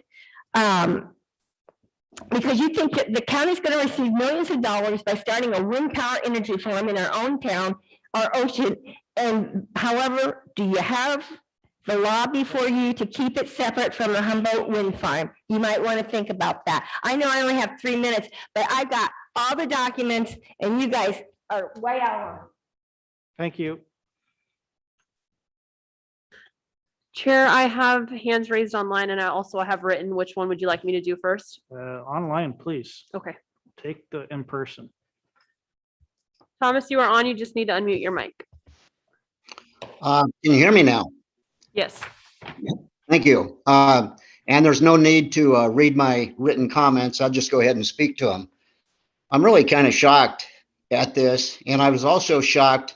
I don't know if it's a conflict or not, but I was shocked to hear that one of the supervisors is Darren Short is not only a sitting supervisor, but also chairman of the tri-agency. To me, that would be a conflict. But in any case, my request is this, that the items need to be removed from today's agenda, 28 and 31. Situation hasn't been fully disclosed to the public. We have questions, and the questions have been asked by some of the sitting supervisors, Starkey, Hemmingson, and Berkowitz. There's just no detail. And secondly, the tri-agency was a failed agency. It has a history of mismanagement, making poor loans, loans being defaulted on, never being collected. It was mismanaged. I was around when the tri-agency was here. I knew the people that were running the tri-agency. You can't tell me that agent, you made poor loans. They were a lender of last resort.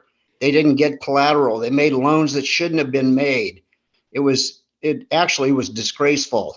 Not only that, I believe, and we could go back and check, but I believe that some of those loans were made to a previous supervisor that defaulted on the loans. And you say there's only $245,000 of debt outstanding. Well, that may be true, but how much of that debt has been written off and forgiven? It's probably closer to $1 million or over $1 million. So, I mean, I just can't even believe that we're discussing it. We're discussing an agency that had been mismanaged forever. Bad loans were made forever. No business would have ever operated in that fashion. So my question is this: why are we going to pay off a bad debt to a private entity? And we also, as a community, demand full disclosure on these items so that we can have meaningful public discussion. That's all I have to say. Thank you.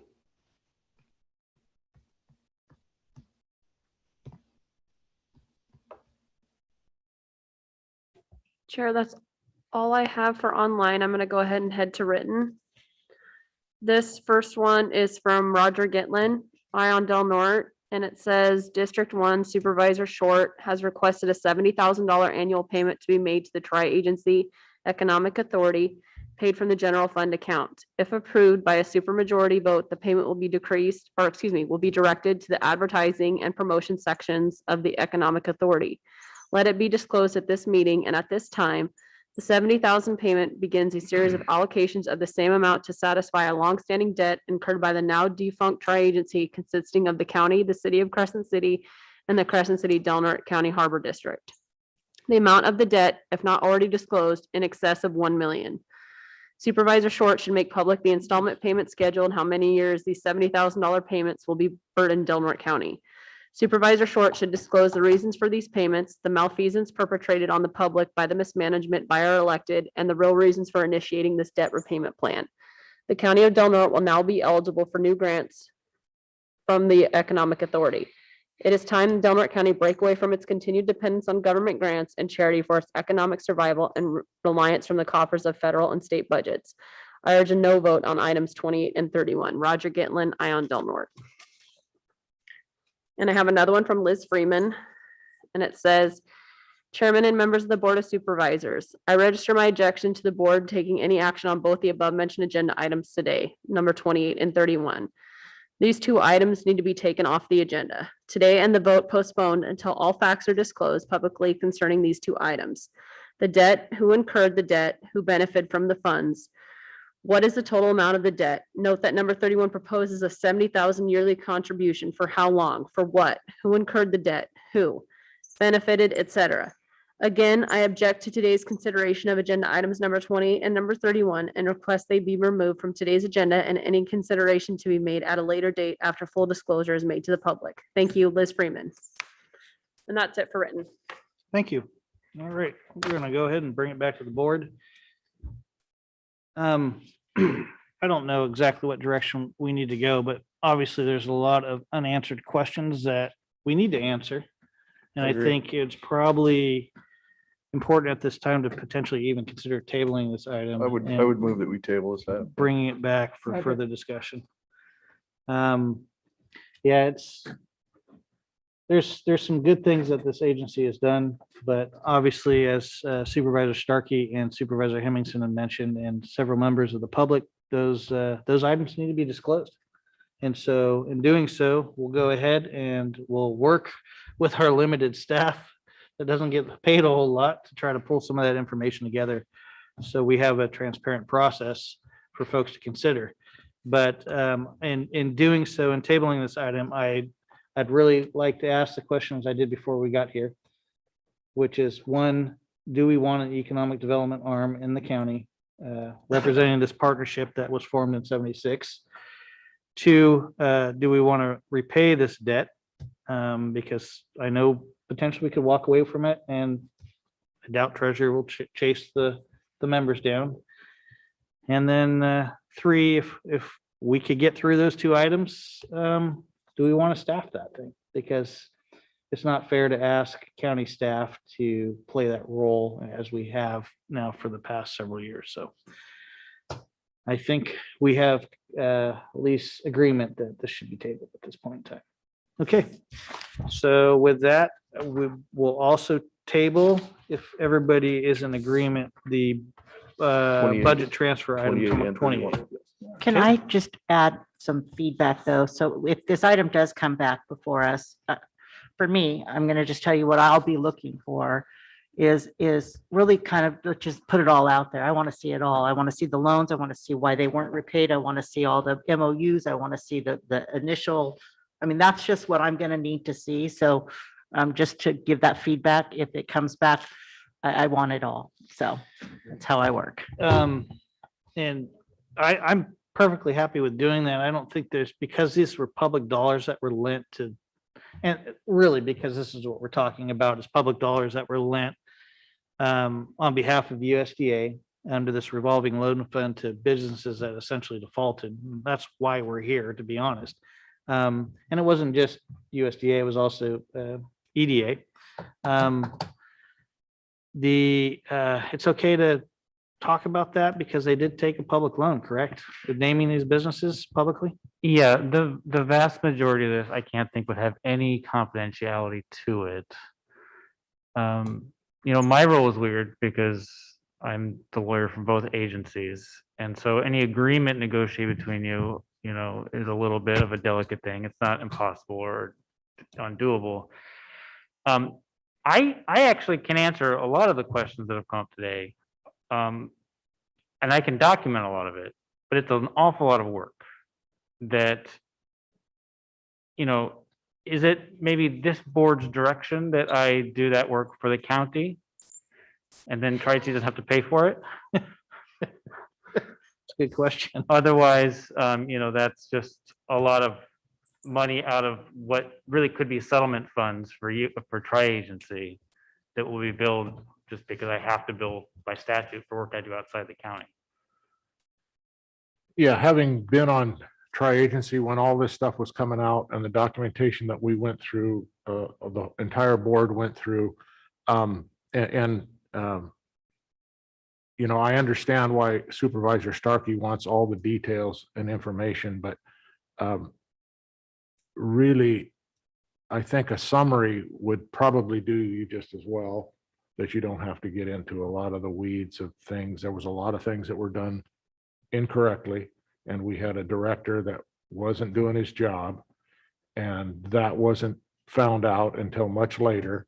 And so there's a lot of documentation that is not there, that you can't have, I mean, that we've searched and searched for. Liz put in hours and hours and hours on this and brought it to the tri-agency. So I think we just need to know where we're at, where we're going, and how we're going to get there. So just those, you know, and I understand, you know, Joel probably has a lot of information that I don't necessarily think that you're not going to go back on any more people than we've already gone back on to try to recoup any money. We've already done that. We've gotten some. We thought that was going to satisfy USDA. We went through a whole bunch of this stuff, but I think my whole feeling about the thing is we know the dollar amount that we owe. There's no disputing that with USDA, if that's an actual amount, including interest. You know, what's their interest rate going to be? How much are we going to pay back every year? And what's it going to cost to run tri-agency? I think those are the questions that are going to be what we need to know. And do we want to spend that much money to keep that agency going? I'm all in favor of an economic development arm, but I'm not sure that I want to spend over $250,000 just to keep that particular entity. So in the settlement process with USDA, it's not easy to get them to communicate. And it kind of, as you know, it can take 3 years to get a response on a settlement application, which is what happened with the one Liz did in, I think, 2016. In order to know those details, like what's the term going to be, how many years, we have to make an offer, and we can't really make an offer if we don't have any money. So it's kind of this chicken and egg problem that's been stifling tri-agency for quite a while. Yeah, we've been there. And, you know, definitely we can commit more to writing maybe the plan, but some of those details can't ever really be certain until tri-agency's got the money to make an offer. But we can put together something. Yeah, and just to be fair, guys, there's not one person that's sitting up here that created this. We've inherited something. We're trying, and thank you, Mr. Short, for bringing, I mean, we're Jerry said trying it to best, resolve yeah. this. Jerry said it best. We followed their recipe. The Yep. recipe was a disaster. Yep. We followed it, and now this, Why continue to make that recipe? we're not We're anymore. not. Okay. Where We're did you not. get that idea? Well, Yeah. that's. We're not going to be a lender of last resort. And actually, the Yeah. Economic Development Council Yeah. Center, Yeah. whatever they're called, they had some liability in this also. Dang right. And Yeah, they not- kind of left us holding the bag and EDC. I'm curious where this $1 million. Yeah, Everybody's touting $1 million, but where'd that come from? So I don't we know. got $1 million here. That might be over tri-agency. EDC. Tri-agency got a letter maybe 2 years ago from Department of Commerce saying, you know, or it went to EDC and it said, you're in default of all these things. And you took over this program from tri-agency because tri-agency no longer exists, which is inaccurate because we definitely did exist. We sent PRA requests to Commerce and never heard back. But what I'm pretty sure happened is there was a prior revolving loan program that tri-agency had from like the 70s or 80s that was given over to EDC in the 90s. And EDC may or may not have done a great job with it. After that, I don't really know what happened. But the revolving loan program that resulted in this 280,000 of debt is a distinct program that we started in like 99, 2000. And so the 1.3 million, I think, comes from just a different program and not trying to use debt at all. Okay. Okay. Thank you, board, for the robust discussion. We'll do as much due diligence as we can. And then if Supervisor Short chooses to bring it back, or somebody else, we certainly will, but thank you. And Kylie, I covered everything. Is that correct? Okay, so at this time, I'd like to make a motion to adjourn.